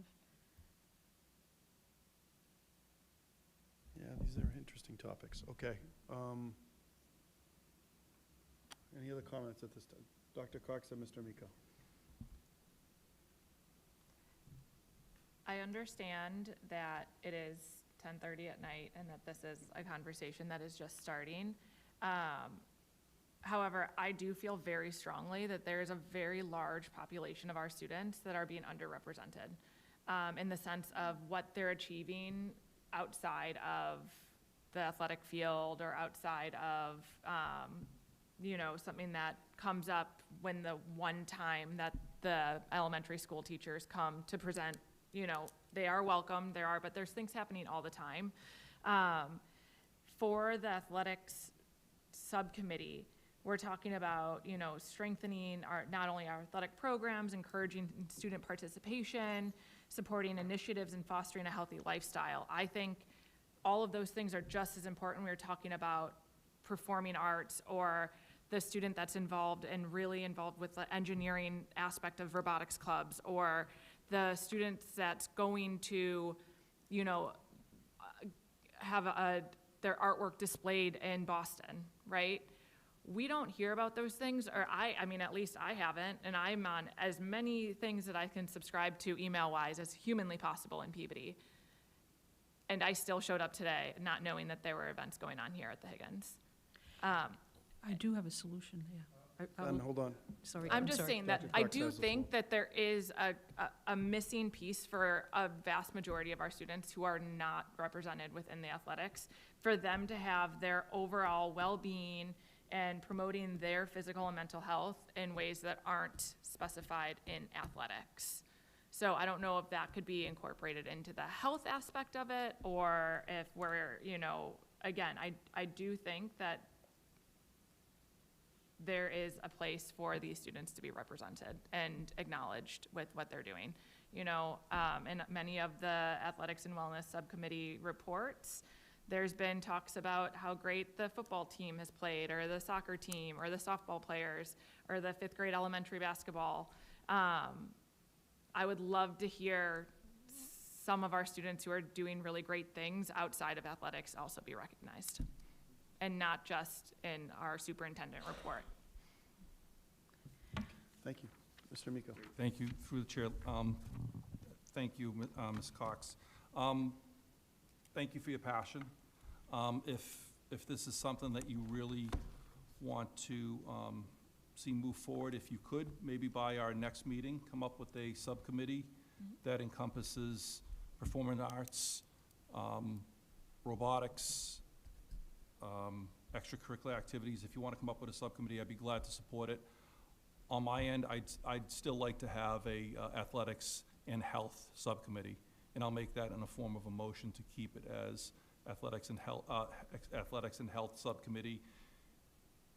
So moved. Second.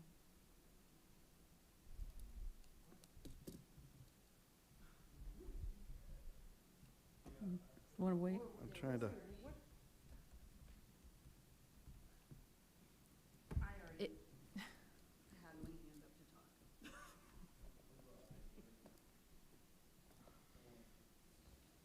Have conflicting motions here, so, Is already a motion out there? we don't have a motion on the table. There was no motion. No. Motion at the table.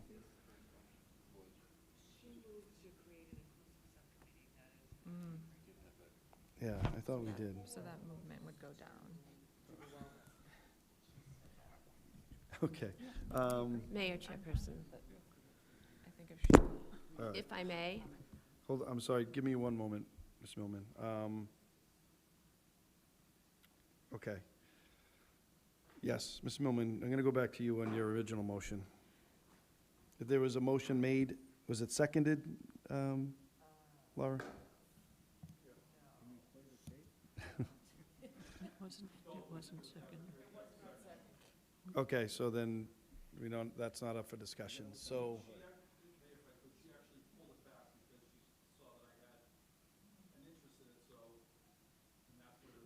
if I may, I first want to say, I think healthy discussion is great in different opinions, and I value this more than anything, but I do feel that AC has turned off and it's late. So with that, I am more than happy to rescind what may then be out there to then come back with more information, because I think what I was, unfortunately due to circumstances in my own life, didn't have the time to say, and here are some actual examples. I know Dr. Vidal and I talked about it, looking around, getting some understanding, and really this is about trying to be inclusive to things. So I am more than happy, and I do think there's great value to the conversation, in fact, of coming back with something that's more definitive and some examples that represent, as Dr. Cox is saying, has some representation of more things that we feel hasn't been. We have had some of it in the past, and I do even think the Performing Arts Subcommittee was limiting. We had visual arts. We have 3 grade level concerts going on this week that we didn't necessarily all know about. I found out similar to Dr. Cox. So I'm more than happy to kind of pull back, have shared this, and really do appreciate the wealth of conversation that is had. I think for me, it's more about an understanding, honestly, of trying to be inclusive and look at other things that actually related to what was provided to us in the 3 to 5 sentences that I think are valuable. I would I would agree with you, Mr. Amico. I do think athletics and health, if that's is preferable, I can see agreeing to that piece, but I again do have some concerns of how athletics is so drawn out by something as separate.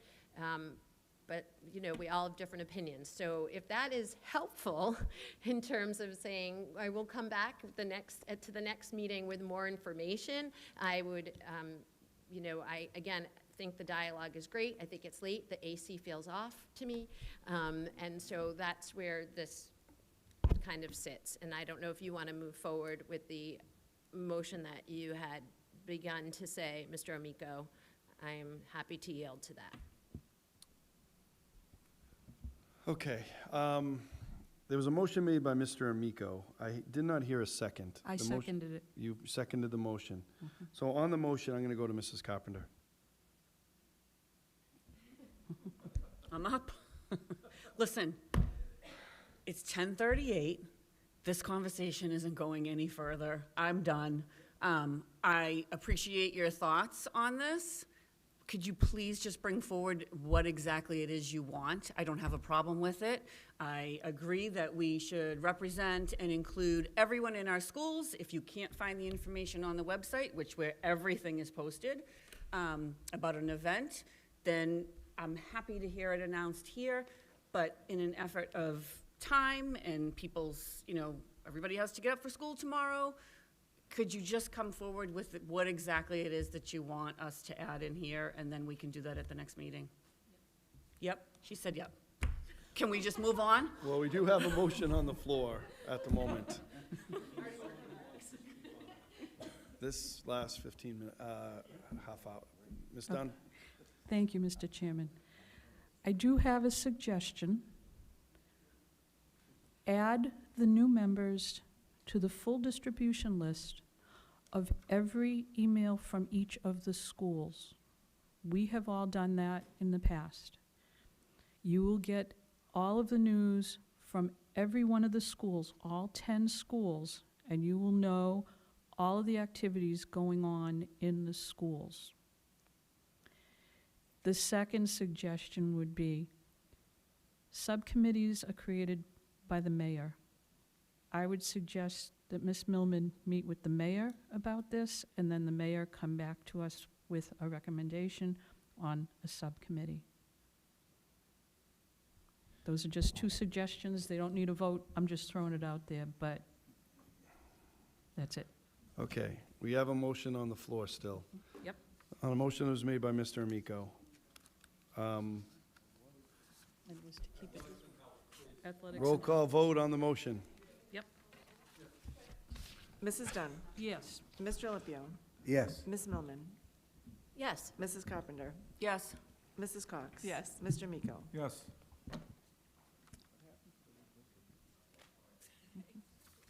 This is ridiculous. Motion to adjourn. Second.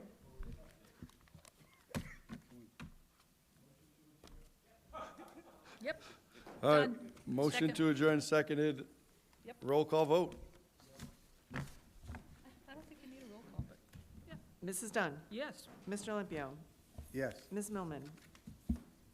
No. Mrs. Carpenter. Yes. Mrs. Cox. What are we? There's a motion to adjourn that was made. Yes. Mr. Miko. All right, you've heard the motion. Thank you, everyone. I mean, I'm upset. I had redistricting as a Thank you. new item.